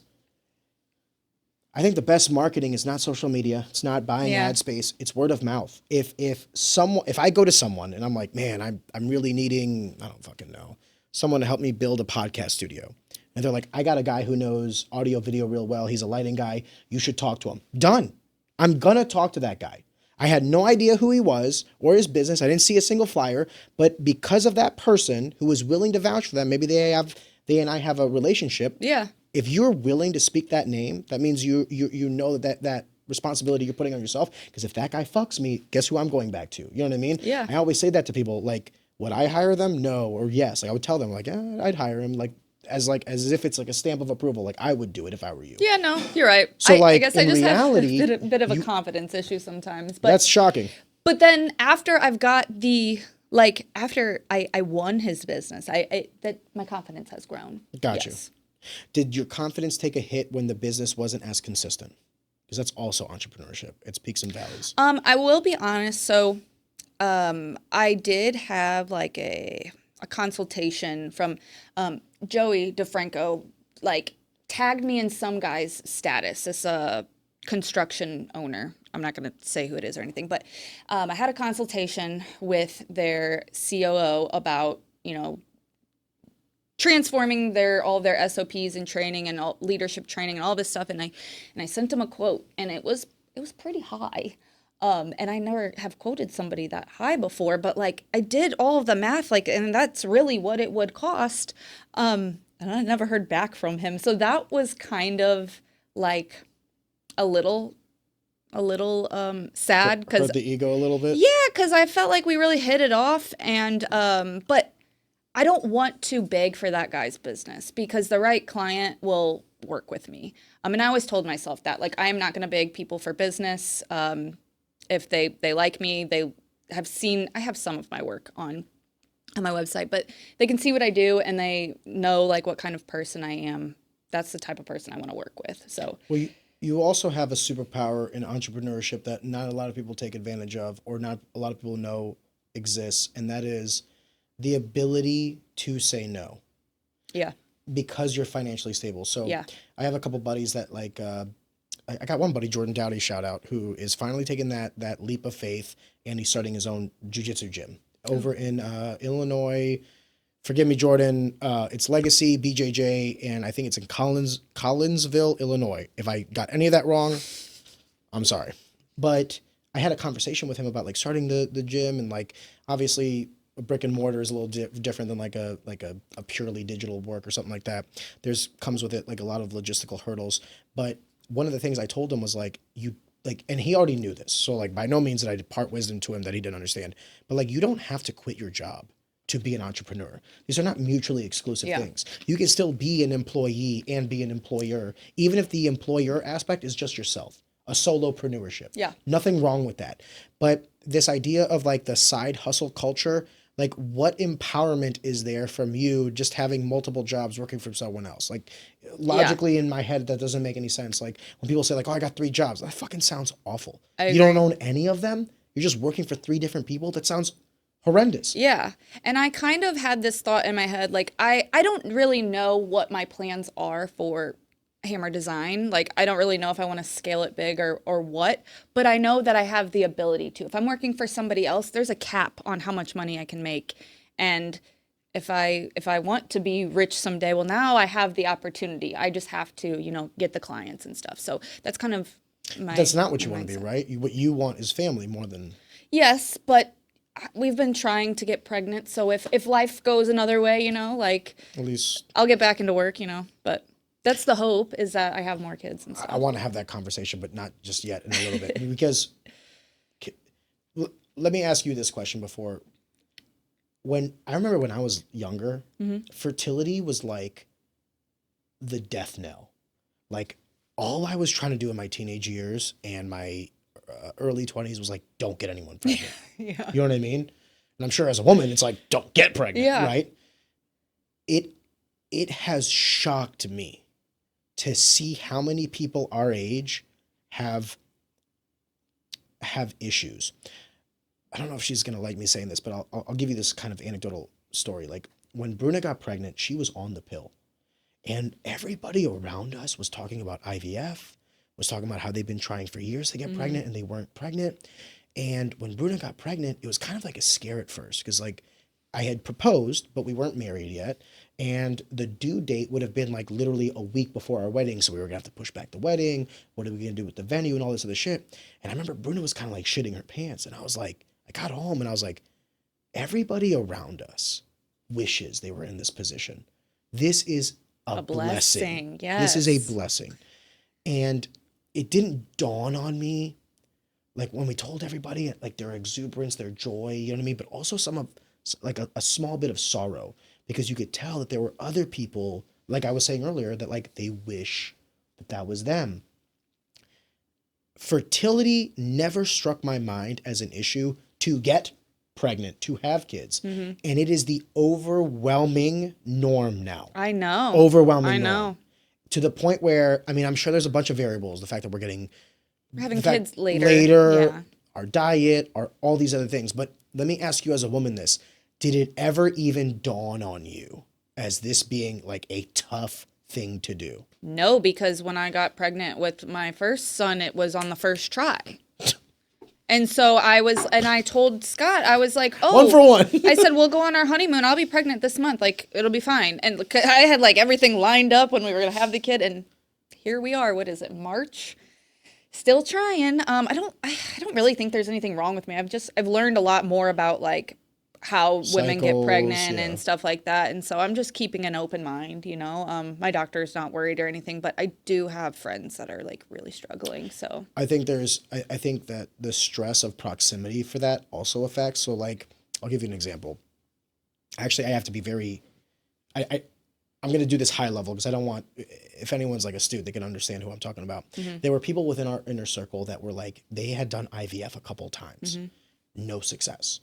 And then there were other people in our circle that did IVF, like one and done, had kid. You know what I mean? When me and Bruna got pregnant, literally like the next month they got pregnant naturally. I think what it was they just stopped caring. Everybody says that. I had a conversation with him and he's like, dude, we've done IVF 4 times. Spend, $10,000, $15,000 each time. $60,000 to try to have a kid. You know what I mean? Yeah. He's like, it's just not going to happen. He goes, I just don't care. Like we tried, I did all I could do. Literally next month, naturally. Here's the kicker. They've had 2 kids now. Naturally. Good for them. That's awesome. Yeah, God bless. But I guess what I'm trying to say is like, I think that like the power of belief kind of thing comes in, but it's like the antithesis, like the power of despair. I truly believe in that. You start to feel like you can't, so then you can't. Everybody I know, like one of my aunts, I think she tried to have a kid for 3 years and they couldn't. And they kind of just chalked it up to never having a kid. And then they got pregnant. And my doctor said the same thing. She's like, the minute you stop thinking about getting pregnant, you're going to get pregnant. She's like, I promise you. So yeah, it's just really hard to not think about it when that's what your like next step is, or what I want my next step to be. Yeah. Me and Bruna were like, it was not on our radar whatsoever. It was not on our radar whatsoever. Wow. Like, so, and seriously, like, God bless. My daughter's the best thing I've ever done. So I'm so glad that she did get pregnant. And in our immediate circle of like the friends and family and stuff like that, it's just a very common issue. And my advice on this actually has changed. I'd be curious to hear your take on it. I actually tell people to have kids now. Like I used to say, like, get the job, do this, do that, then have kids. Now I'm like, the job, the money, all that other shit, that can be had in your 50s if you needed to. But you can't have kids in your 50s. Or you men can. But I don't think I want to be careful how I say this. I don't want to like. Science is evolving. Yeah. Kourtney Al Pacino's popping them out was 44. 80. I think that there's a window of opportunity to do it best. Not that you can't do it outside of that opportunity. That's not what I'm saying. But I think that like biology has a place, and that everything else can come after. You can figure it out. And my advice to people is like, obviously don't have kids at like 18 out of wedlock. Like, that's not what I'm saying. But if you found your person, if you guys are like committed to each other, you love each other, you know you're gonna get married and all these other things, or you're already like proposed, or you've known each other since whenever, and it's just like it's a foregone conclusion. Whatever your case may be, start the family. I totally agree. I hear so many people say like, "Oh, after we get married, we're gonna travel for a couple years, and then we're gonna." And I'm just like, "But you could have your kid and bring them with you. You can have your kid and travel. They fly for free for 2 years. Yeah. And more importantly, you'll have photos now. We have photos of Adriana in all these other places that like when she's like 10, 12, 13 years old, I can't wait to show her. Yeah. Actually, this isn't the first time you've been here. Here you go. Here's where you were in your mom's belly. Exactly. Like, becoming a parent is like the best thing that has ever happened to me. Like I said, family is all I care about. I mean, that is really what is important to me. And becoming a mom, you see the world just so different. And I just don't know what else to say besides I agree that I think, if you want to have kids, if you're a good person, not a creepy pedophile or whatever, like, yeah, do it. Don't waste the time. I agree. I would also make the argument that I go back to my statement earlier that said like not everybody should have kids. I stand by that statement. However, outside of the people that should not have kids, I stand by my statement of kids will make you a better person. 100%. My daughter made me a better person. There's never a time where they're not gonna make you a better person. I disagree because there's some people like I was a cunt and I was just like less of a cunt. But there are some people that are like have you ever met the parent? Just wait until you meet the parents that live through their kids. That one's dark. Where it's like, oh, you're not happy for your kid. You're happy because now you get to. So like some people don't necessarily hit all the metrics in their childhood, or maybe they were poor or whatever. Yeah. So now they're in this position where they're like, oh, I can see what it's like through my child. And it's kind of fucking dark. And I hate to say it this way, but like you can spot them in a crowd. It is so obvious. And it's kind of dark, and I kind of feel bad for the kids. Oh, 100%. Because you know that they don't want to be doing whatever their parent is like forcing them to do. Yeah. Whether it's sports, whether it's whatever. You were saying how becoming a mother kind of like changed your perspective on life. I know what that means for like so I'm a father of a daughter, right? The changing of the genders. It's made me softer. It's made me a little bit more methodical about my approach, my tone, whether or not I raise my voice or not. My life has been fighting and finance. So I was as douchey gets. And then in comes this girl who, you know, I have to be, you've seen me with my daughter. I'm a fucking wet noodle. You know what I mean? And by the way, low key, I like it. Yeah. I like that I have that side of me. Now, only she sees it. You know what I mean? Everyone else get fucked. But for you as a mother of a boy, especially considering the circumstances of your upbringing, what was that like? First of all, were you, everybody says the same thing, you know, as long as they're healthy, it's all good. But were you hoping for a boy or a girl? A boy. Really? Same. Yeah. Oh my God. That's my boy. Well, honestly, it's because my whole family is women and we're all freaking crazy. And I just was like, absolutely, I hope I do not have to bring a woman but that. Yes. I've always kind of like heard like that if you, I didn't really ever have like a good father figure growing up, and something about like the bond with my son almost kind of, it feels weird, but like it fills that that like loneliness that I've had my whole life without like the father figure. Like, and now I have this son, and I have my husband too, but he's not my son's father. I got my husband too, but he's not my son's father, so that's kind of different in how I feel about that. I am my wife's daughter's father, and Bruno would tell you, like, I have a husband, but my daughter. Yeah, and I'm not saying, like, my son is filling the void of my father, but there's always been this like, loneliness in me, and he's filled that void, and just given me just so much joy, and I used to be, like, a super angry person. I grew up just in, like, a really toxic household, yelling 24/7. We'd yell at each other. I'd yell at my mom. She'd yell at me. We'd get physical, things like that. And having him, I knew that I never wanted him to live like that. And I have become such a more calm and patient person. And I'm just so much better because of him. Are you working towards that? Is that something you're cognizantly doing, or is just by proxy happening? I definitely am doing it on purpose when, and honestly, my husband, shout out Scott, he's the greatest man ever.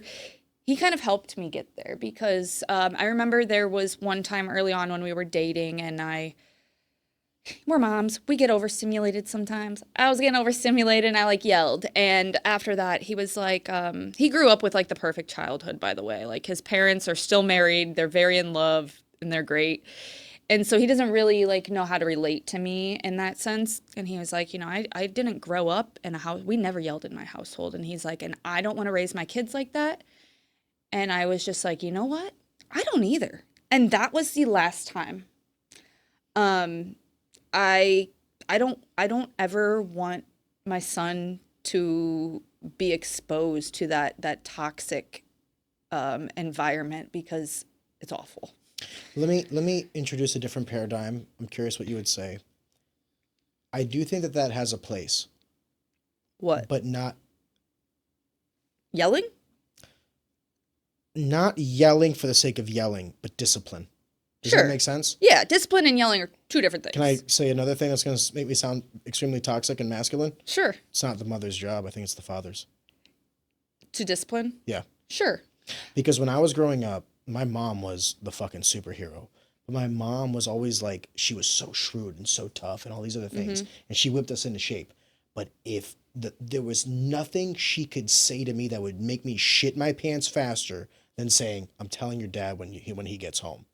Does that make sense? Yeah. So like my mom disciplined and yeah. all that stuff to the extent of like the normal, like Monday through Friday.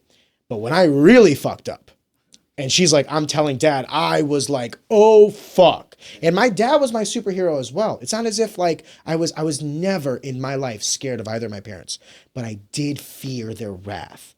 And I think there's the reason why there are some notions I have in my heart, even today at 33 years old.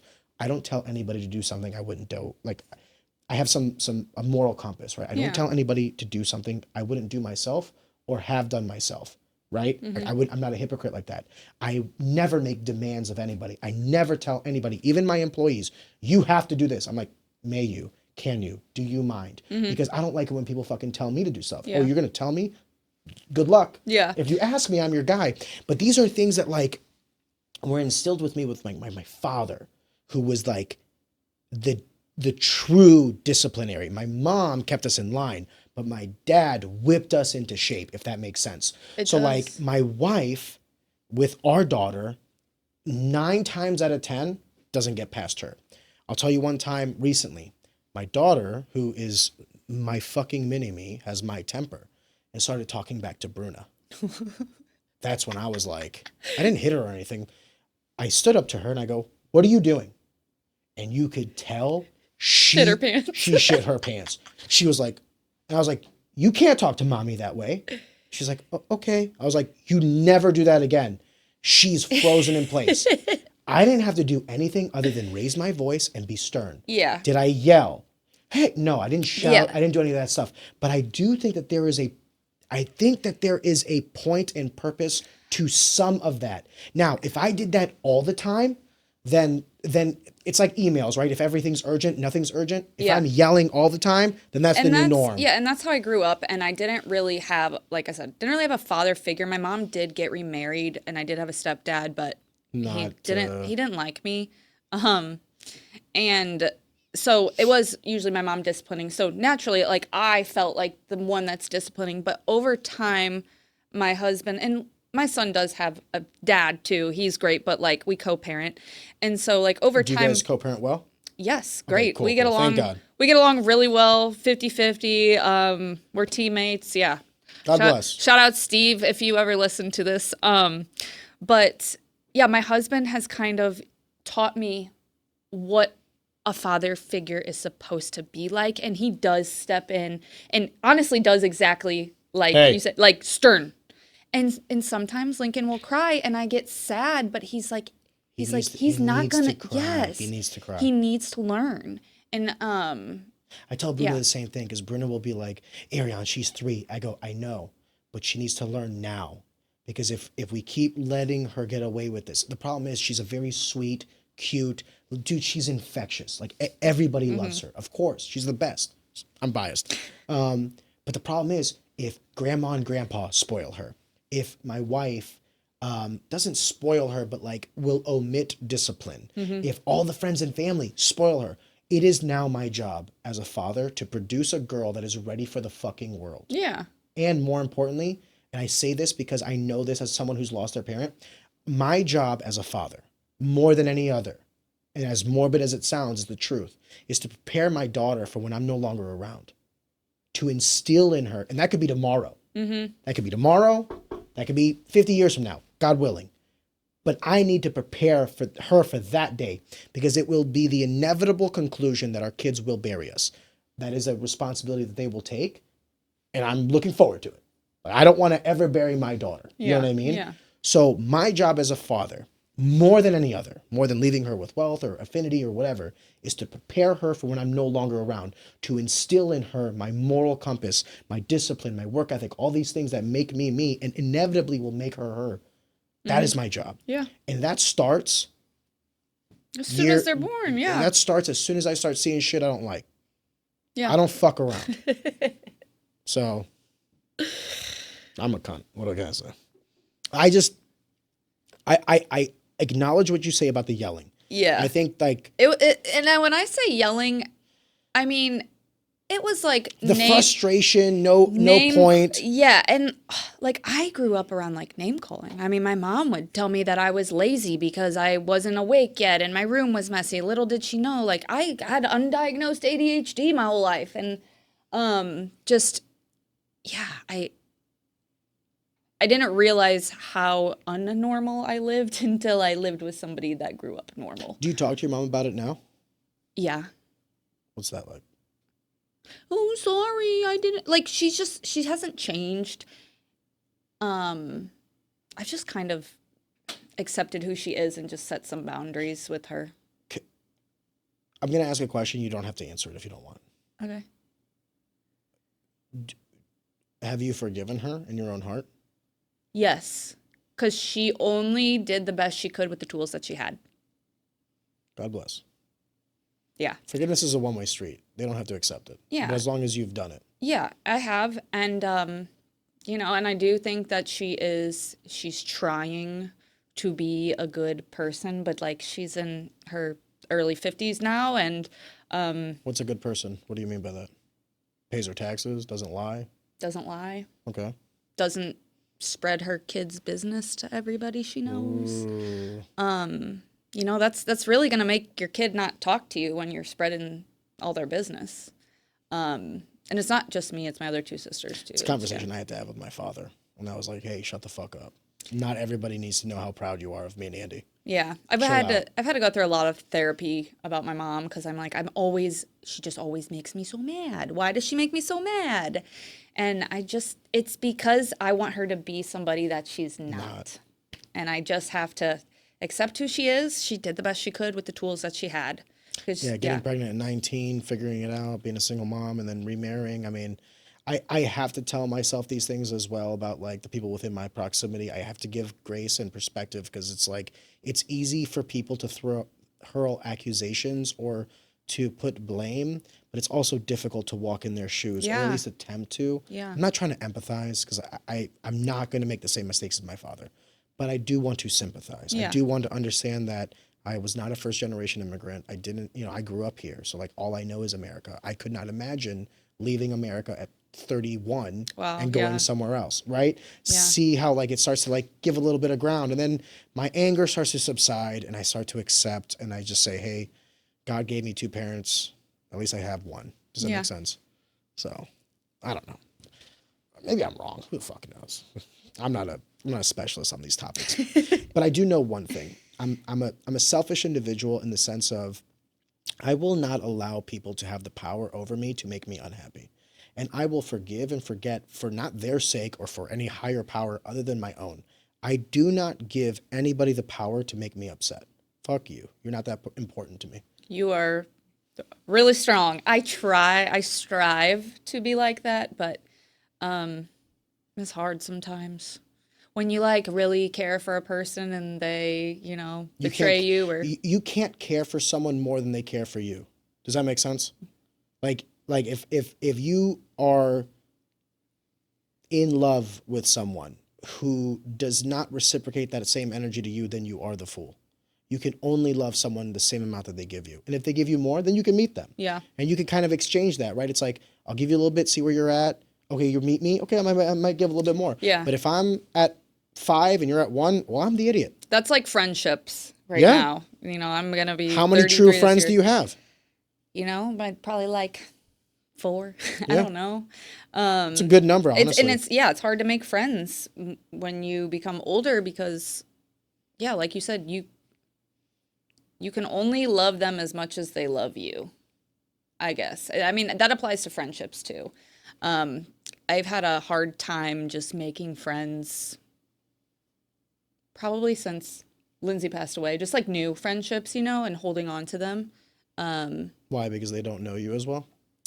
Maybe they don't know me as well. And I think I've just always been searching for that like really close friend. And I I've got Christy. She's my very best friend, but just still searching for like that closeness of a friend. And I've had a couple in the past, I don't know, 5 years where I've kind of been heartbroken because they've just kind of dropped me as a they kind of people change.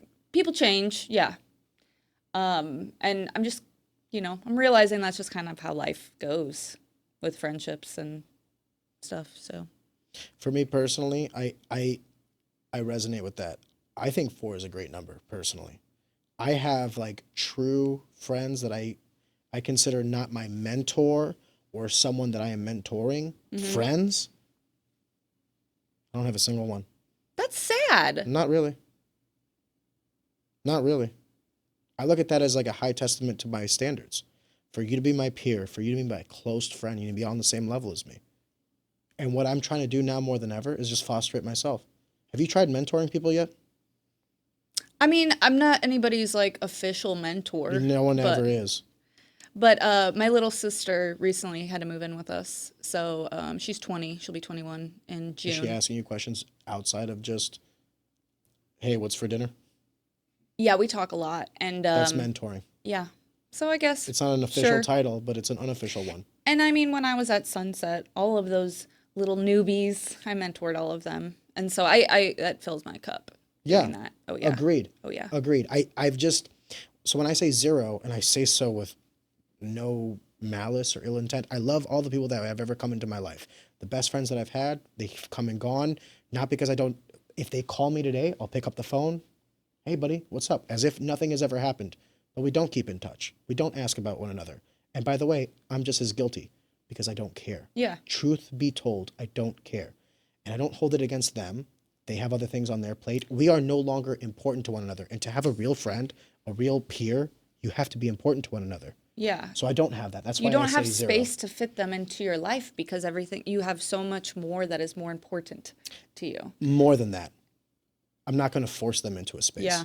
And that took me a while to kind of figure out. Yeah. I think 4 is a great fucking number. I don't think you need any more friends. I think you are good. Thanks. But maybe I'm wrong. I just, like I said earlier, I'd be curious. I'd also be curious to hear like the difference between a woman and a guy. Because I'm telling you right now, most guys are on my same field. 0. I don't know. My husband's got some boys. He's got like 3 best friends. They've been best friends since they were like 4 years old. Well, then he's the outlier. Yeah. God bless. Good he's for him. Just a very like friendly and outgoing person. So am I, but how can I say this, man? Let's start with this definition. What do you consider like a good friend? Like, what is the definition of a good friend to you? Somebody, if I'm in, I don't know, if I'm have an emergency, if I wreck my car, if I've got a flat tire, if, I don't know, a pipe bursts at my house and I call them and they're there. Like, they can come over. They'll be there in any second. That's kind of my threshold, too. My threshold is like, I pick up the phone, I go, hey, I got to do some shit. Might not be the best shit, but we got to get it done. Yeah. And their first question to me is like, when are we going? Not why, and all these other things. They're down to ride. And I have 0 like that. I don't think that's necessarily a bad thing. I think that I've prioritized family and business over these things. And as you should, and when you get older. If that's what makes you happy, I personally believe that you have to have friends. If you don't surround yourself with other people as you get older, I think being around people is what keeps people living long. Agreed. But I don't think that's friends that do that. Because by proxy, like, let's say you outlive all your friends. You're 70. You outlive them all. Hopefully not, but let's say. What are you going to do? Just die? You don't think you can have the propensity for more than that? I've got a great example of it. Scott's grandmother lived to be 101. Dude. And I don't think she spent one day by herself. She had 8 kids. And all those kids had kids, and then she was friends with everybody in the neighborhood, and she probably did outlive all of her friends, but then her kids had friends that would come visit her and things like that. You're kind of beating me to the punch of what I was going to say. Oh. My best friend, the relationship that I'm looking forward to the most outside of my wife is my daughter. Oh, yeah. When my daughter hits like 22, 23, and then she can go from my daughter to my best friend, I cannot wait. I cannot fucking wait. Yeah. So like, there's a part of me that's like, yes, that creep of loneliness and everything, but To be completely honest with you, I'm so focused on what I'm doing right now that it doesn't really bother me at all, to be honest with you. I want more children. So like that's another thing like on the bucket list. There's a lot of things that I still need to do.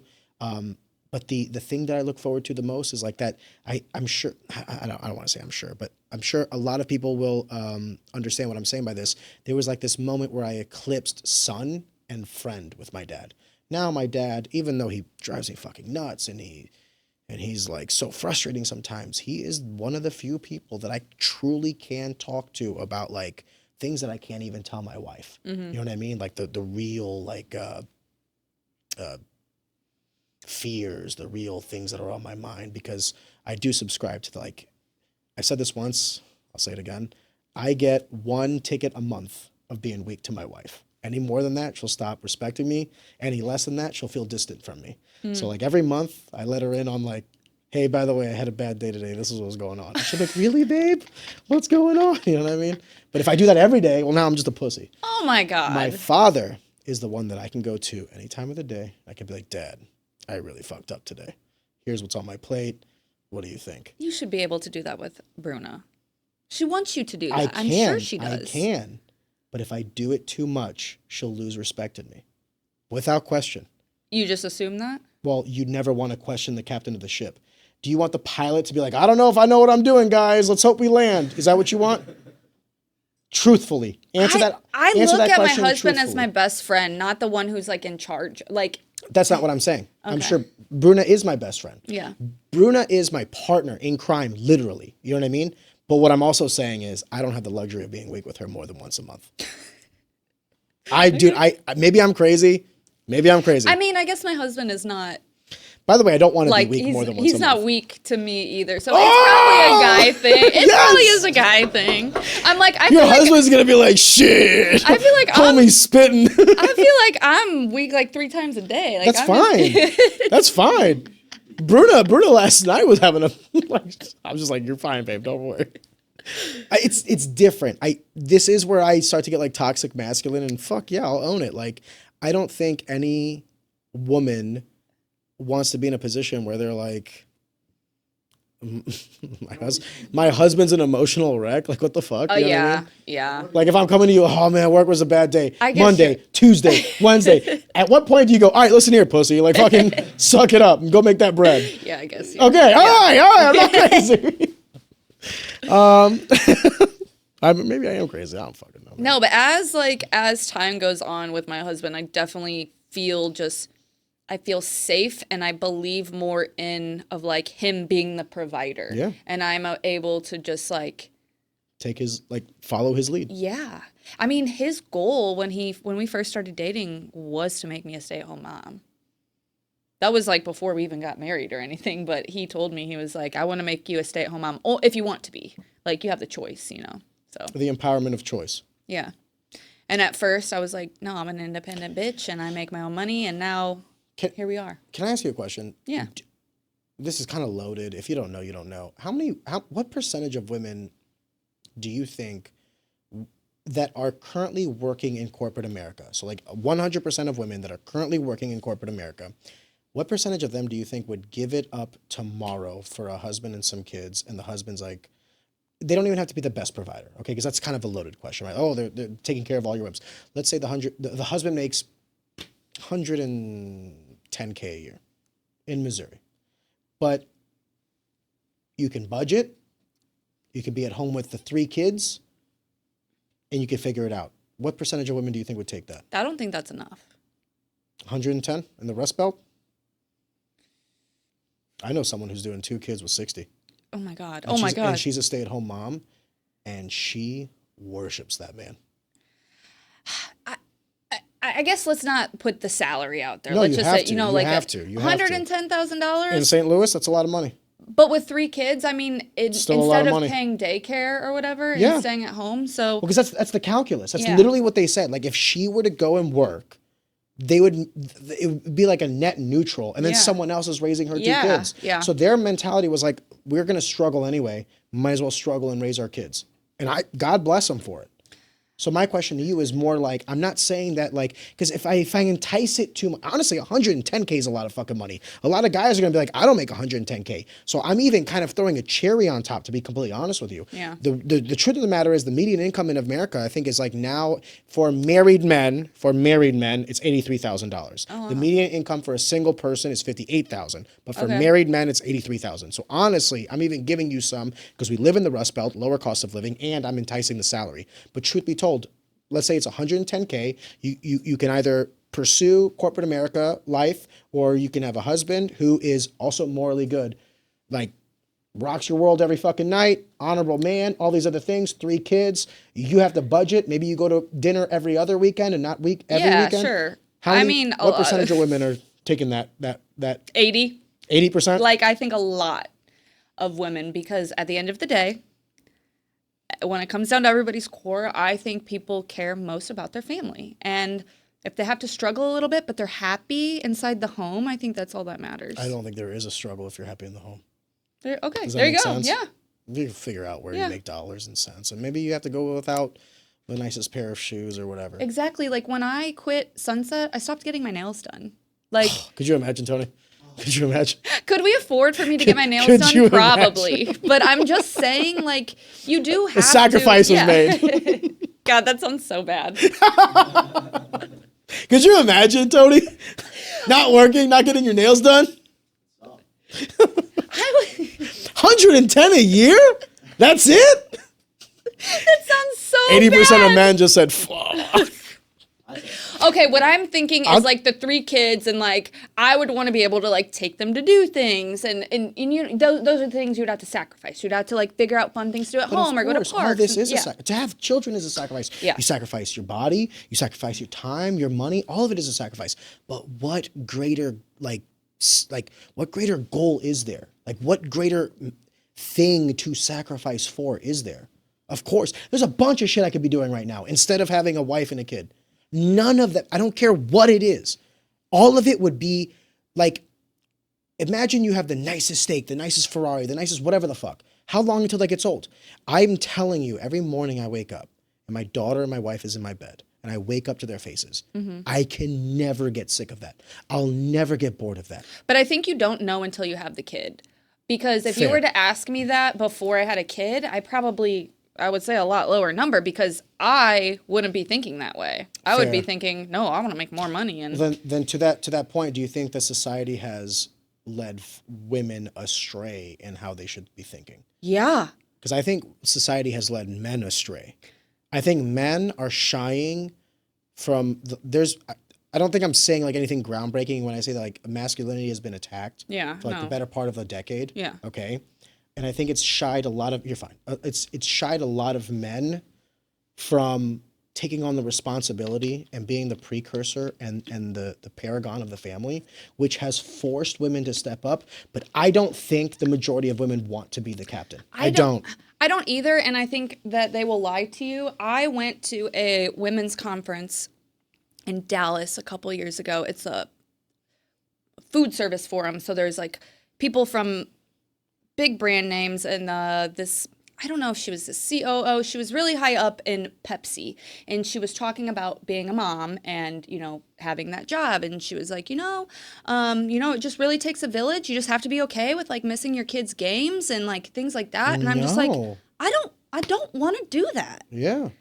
And then at my CHRO at Sunset, right before I left, I was always talking to women in higher positions about the work-life balance if they had kids, because I was just like, I don't know how I'm going to be able to just do it continue all. doing this. Yeah.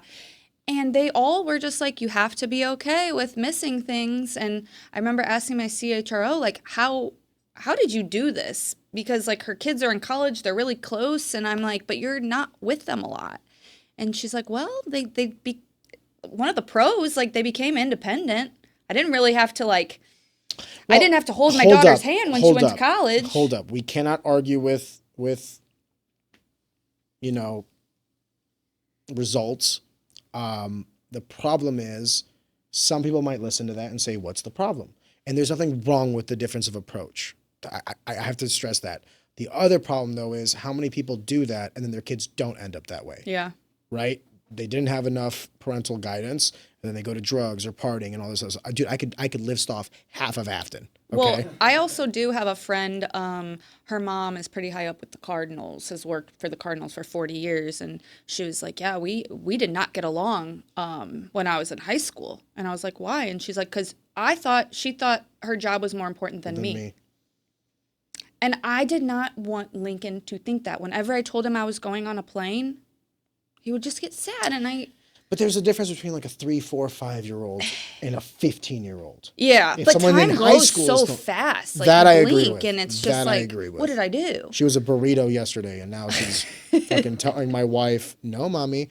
In fact, I don't say like I'm going to spank you. I'm like, "Adriana, stop that, or I'm going to bop you." And she was like, Bop, "No, bop. no, you don't bop me, daddy." I go, "All right, I won't bop you." We don't say wrestling. She's like, "Daddy, pow pow." I was like, "Yeah, we can pow pow." It's the fucking best, dude. I used to stay up at night when I was like 17, 18, 19 and just fucking petrified of the future. I was just so sick of being poor. I was just so sick of being like fucking without guidance, without discipline, without direction. And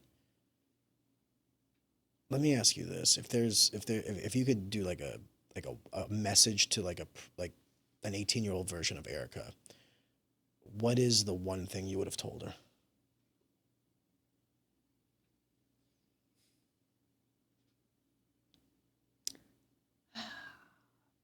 It's hard because if I would have told her this, I don't think I would have been the person I am today. But don't let your job become your identity. I worked 2 to 3 jobs up until I got, my first job out of college, and I missed out on a lot of family vacations, trips, just trips with my friends because I had to work, and I can't ever get that back. So I mean, I do think there is a balance between, being able to pay your bills and stuff like that, but stop taking yourself so seriously. Like, just live a little. I took things so seriously because I didn't want to end up like my parents, and I think even if I was a little less serious, I think I still would have been okay. But I would not be the person I am today. So it's hard. Yeah. I guess the other piece of advice would be like, you don't need a man to make you happy. I chased men for a long time, and I didn't really know who I was. So I wish I would have learned how to be on my own. Yeah.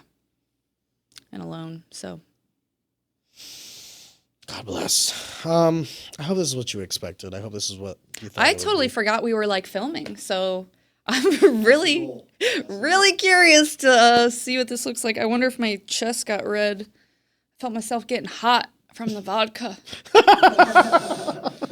Once we started talking about the AIM predator, I was like, what the fuck did I just bring up? And then we just had to keep going. I'll tell you, I do the alcohol now. So I'm glad I had a drink. Yes, because it just made me relax a little bit. Yeah. There have been some guests where I didn't offer them, or I did, and they don't drink or anything, and I never said this, but I was thinking, I was like, man, you'd be so much better with a whiskey in your hand. I think it's tough being on a podcast. I should probably say this more to the guests, thank you, because I could have asked you hey, let's go get drinks or something. We could have had the exact same conversation, but in a closed door environment where it was just A to B. But I find that there are so many conversations that I have with people throughout all walks of life, not just corporate setting or anything like that. There's just so much sprinkled wisdom and value in these conversations. 100%. And then as I get older, I remember when I was in college, dude, we used to get drunk and have these deep conversations all the fucking time, right? But we didn't really know what the fuck we were talking about.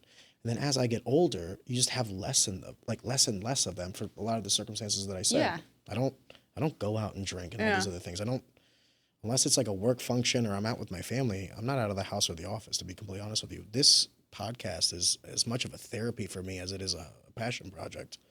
So thank you for being on and being so open and being a guest and giving me 2.5 hours of your time. And yeah, you're welcome. Thanks for having me. I hope, you know, somebody somewhere listens to this, and I hope they get some value out of it, or at least resonate with it. We get a lot of love from like the alumni, honestly. Really? Yeah. Okay. So maybe some people from our class will. Oh, you know what? That's what we should end with. That's what we should end with. Okay. Last question. This is if you didn't go to high school with us, then fucking tune out. Who was the person that we graduated with that you think surprised you the most? It doesn't have to be good or bad, but like who was someone that you thought of something in high school and then like now you look at them and you're like, whoa, boy, did you do a hard pivot? I'll if you want, I can start with mine. Yeah. I would say in our class, the one that did like the hardest pivot from like where I thought they'd be and when they are now, Mark Hoffman. Oh, he's Mark killing Hoffman. He's doing great, blue collar work. Yeah. Doing concrete, family man, wife, Yeah. kids. Hot wife, when too. he got the neck tattoo, I was like, oh my God. Your life is over. What'd you do? I remember when he got that. I did not mean that as an insult. I mean that as a compliment. I'm like, God bless, brother. I think he just always knew. He was like, I'm gonna be the concrete guy like my dad. Yeah. But no, I agree. Honestly,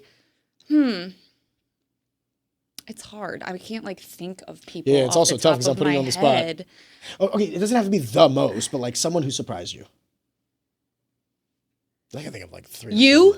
Maybe? Really? Honestly, yeah. I was always this cunt. I don't know. I think of you as just like, please don't get up. I know you're not gonna get upset, but like, just like the little like wrestling guy in high school. I just, and now you're like so like you. I don't know, well known. I don't know if I can say that, but I feel like a lot of people around the St. Louis area know you, like fighters know you. I didn't know you had like the voice that you have, like the way that you talk is just like you articulate yourself so well. I honestly, yeah.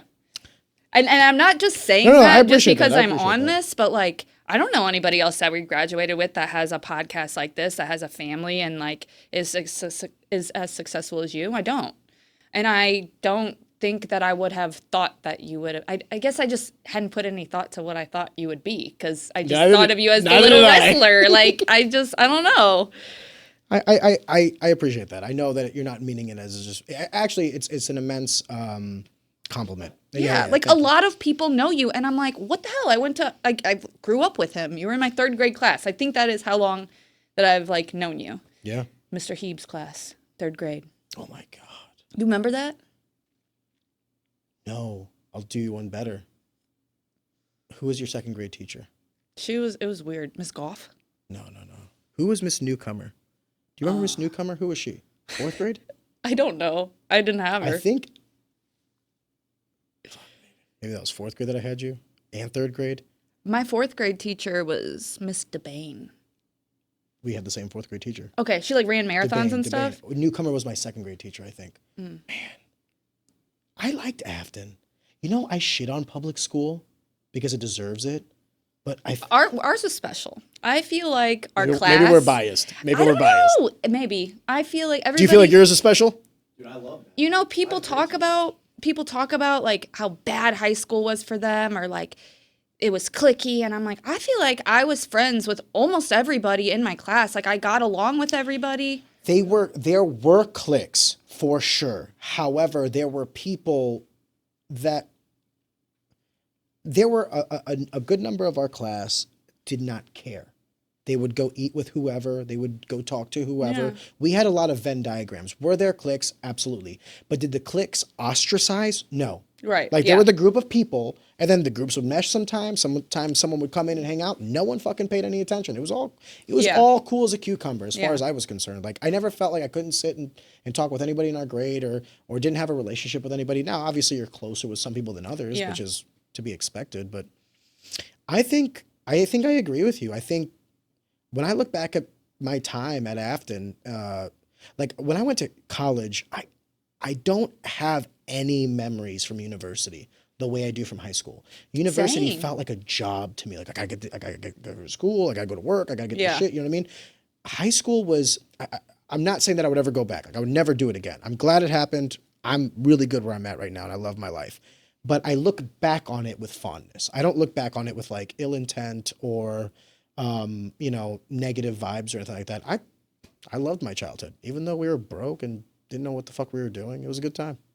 I guess I liked my childhood outside of my house. When I was at a friend's house or hanging out with people like at school or being at school, I agree. That was like my best memories were K through 12, you know?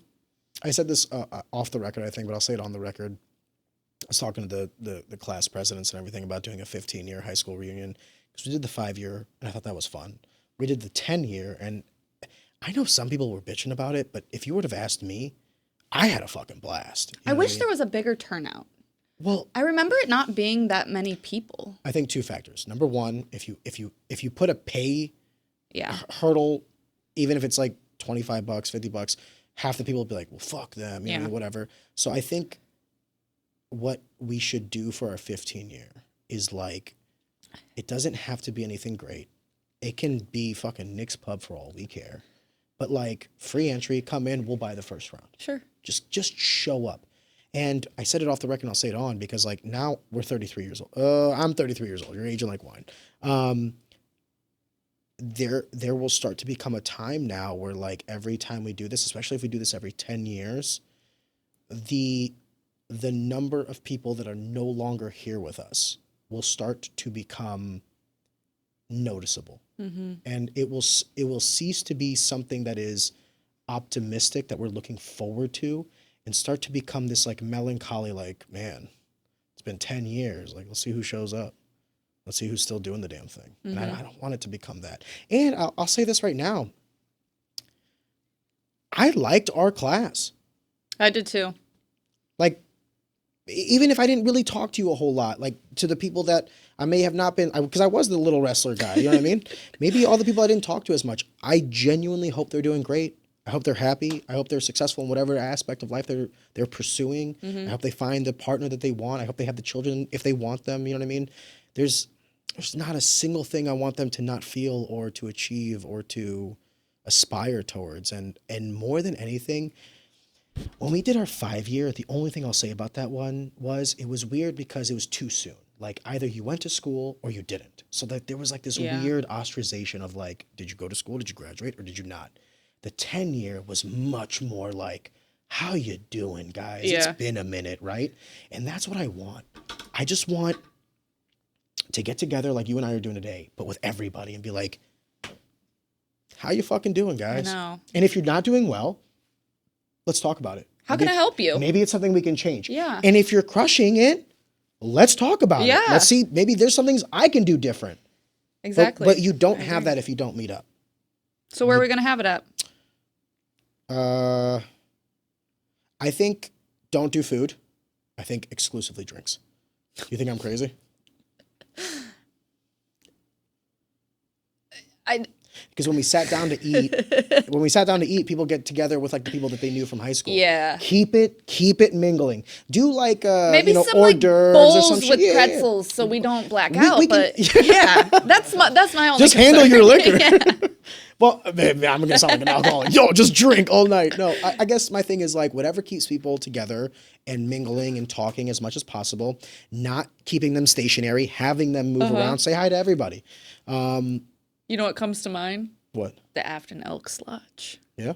I don't know. I feel like that'd be a really Like easy. people, like, that's really common for high school classes. Elks Lodge? Why do I not know what that is? What is that? It's right by It's Afton. Right by, It's at the right where the 7-Eleven is, where Tower T is. On the Mackenzie and side. Higgy. Yeah.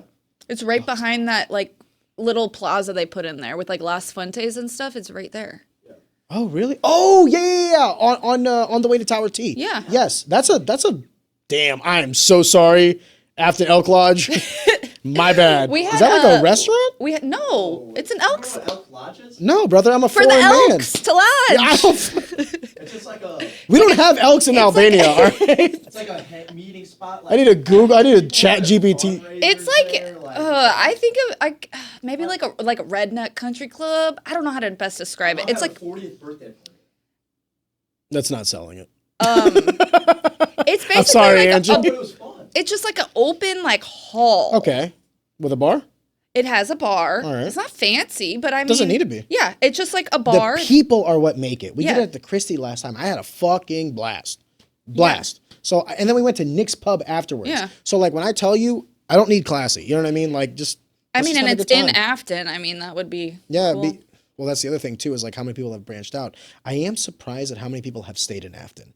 That's not that's not an insult. It's just like, I remember when we were in school, like how many people talked about how they wanted to get out, get Yeah. away. And we don't live in Afton, but we live in like, I don't want to dox myself. Striking distance. Yeah, I live like Yeah. 5 minutes down Gravois. You know Right. what I mean? Like, I could make the run if I needed to, kind of thing. And I always thought, even when I was like younger, I was like, I'm gonna move to a coast, I'm gonna move to a big city, I'm gonna get the job or whatever. And then the proximity in which I've retained my whole life, now it's like I don't want to go to a I know. I don't want to go to I don't want to go to a new city. My family's here, everybody That's I know what and love is vacation's here. for. I don't even believe in vacations. That's how What? crazy I am. Why do I need a vacation from my life? You don't want to see the world? I love traveling, Okay. but I don't need a vacation. I live a life. You I just don't call need a it break something from. different. No, if you want to go somewhere, I'm down. Let's go somewhere. I don't need a vacation. What do I need to get away from my life for? I love my fucking life. I love my work. I love my family. I love everything I fucking do. I love the people around me. I don't need a break from my life. I wake up every morning. You don't ever Thankful. just want to just like not work? No. No, Maybe, because maybe it's, one day you'll get there. no, because I'll tell you, no, I don't think I'm crazy. You're not crazy. I don't think I'm crazy on this one. I think there's like,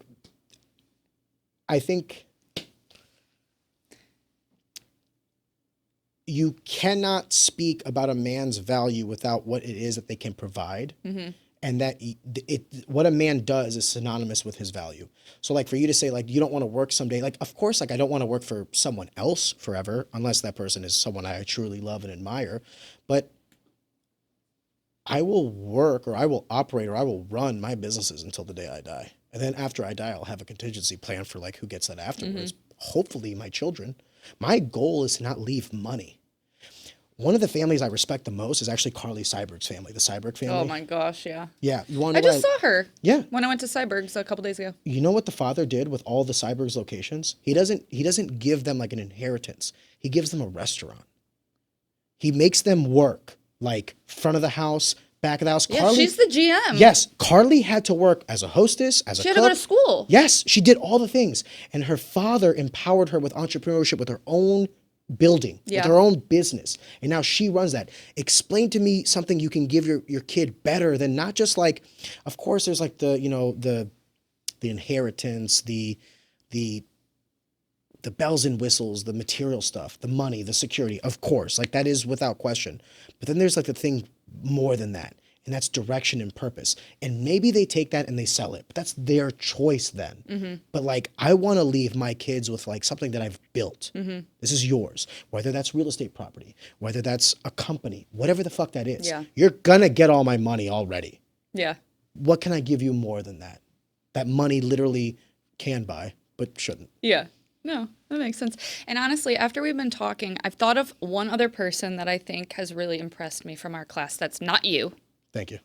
I would say Amina Osmanovic. Yes.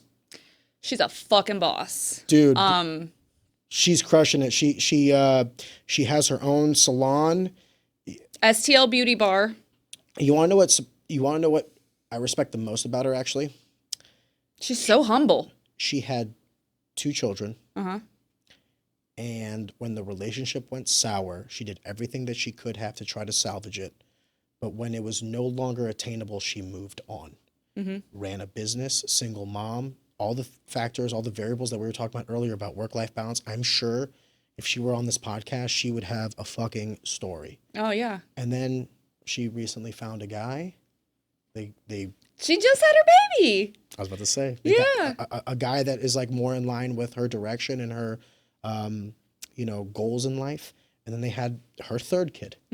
So I agree with you 100%. Yeah. You know what? I that might steal, sorry, Mark Hoffman, that might steal mine as well. Yeah. She did really surprise all of us because I remember in high school, I never really took her seriously in high school. She always told me she really liked makeup, and I was like, so does every girl. Yeah. And then she started working at MAC Cosmetics. I remember she said she would get me a job there if I wanted, and I didn't. And I kind of think about back, like, if I took that job back then, where I'd be now. But She crushes it. she's just such a giving person. Like, she has offered me so many things in life, and she's just a really nice person. So She sponsors fighters just to help them. really, I didn't even know Like she she did that. sponsored some fighters. I'm like, what are you sponsoring these fighters for? No one from that gym is gonna go to your salon. Yeah, And she's like, yeah, but they needed it. she's and I just was she's like, a good fucking person. I just shut the fuck up after Yeah. that. I was like, God bless. Yeah, You're right. That is a good. Thank you for bringing that up. you're welcome. Before we put a cap on it, is there anything else you want to say? Is there anything else you want to get off your chest or discuss? Gosh, no, we really Touch a lot of bases. we did. I hope it was fun. Yeah, no, it's been fun. Like I said, I forgot that we were filming, so it's gonna be very weird watching myself. But no, this was fun. I thought you carried yourself very well. I don't think you. Thank you. Yeah, you didn't say anything that I thought would be like. One last question: how's Sabina doing? Oh, My girl Beans. she's about to be a grandma. So her Her daughter, daughter's getting pregnant. Paige. Well, she is pregnant. She ain't getting pregnant. She's due in June. We actually have her baby shower this weekend, and then she's getting married next month. Her hashtag is not a shotgun wedding. But yeah, Beans is gonna be a grandma. God So bless. she's thriving. She, She's like one of my favorite people. I love hanging out with her. she was one of the best people that I met when I was at the docks. She was. She's still there. Ooh. I know. I feel for her. Does she hate it? Yeah, but she works from home. Okay. She just built herself a craft room Okay. because, she doesn't have any more children. So, The docks. so she does that to keep herself happy. God bless. Beans, I love you. I hope you're doing well, girl. Yeah. All right, Erica. Thank you so much for being our All guest. right. Thanks for having me.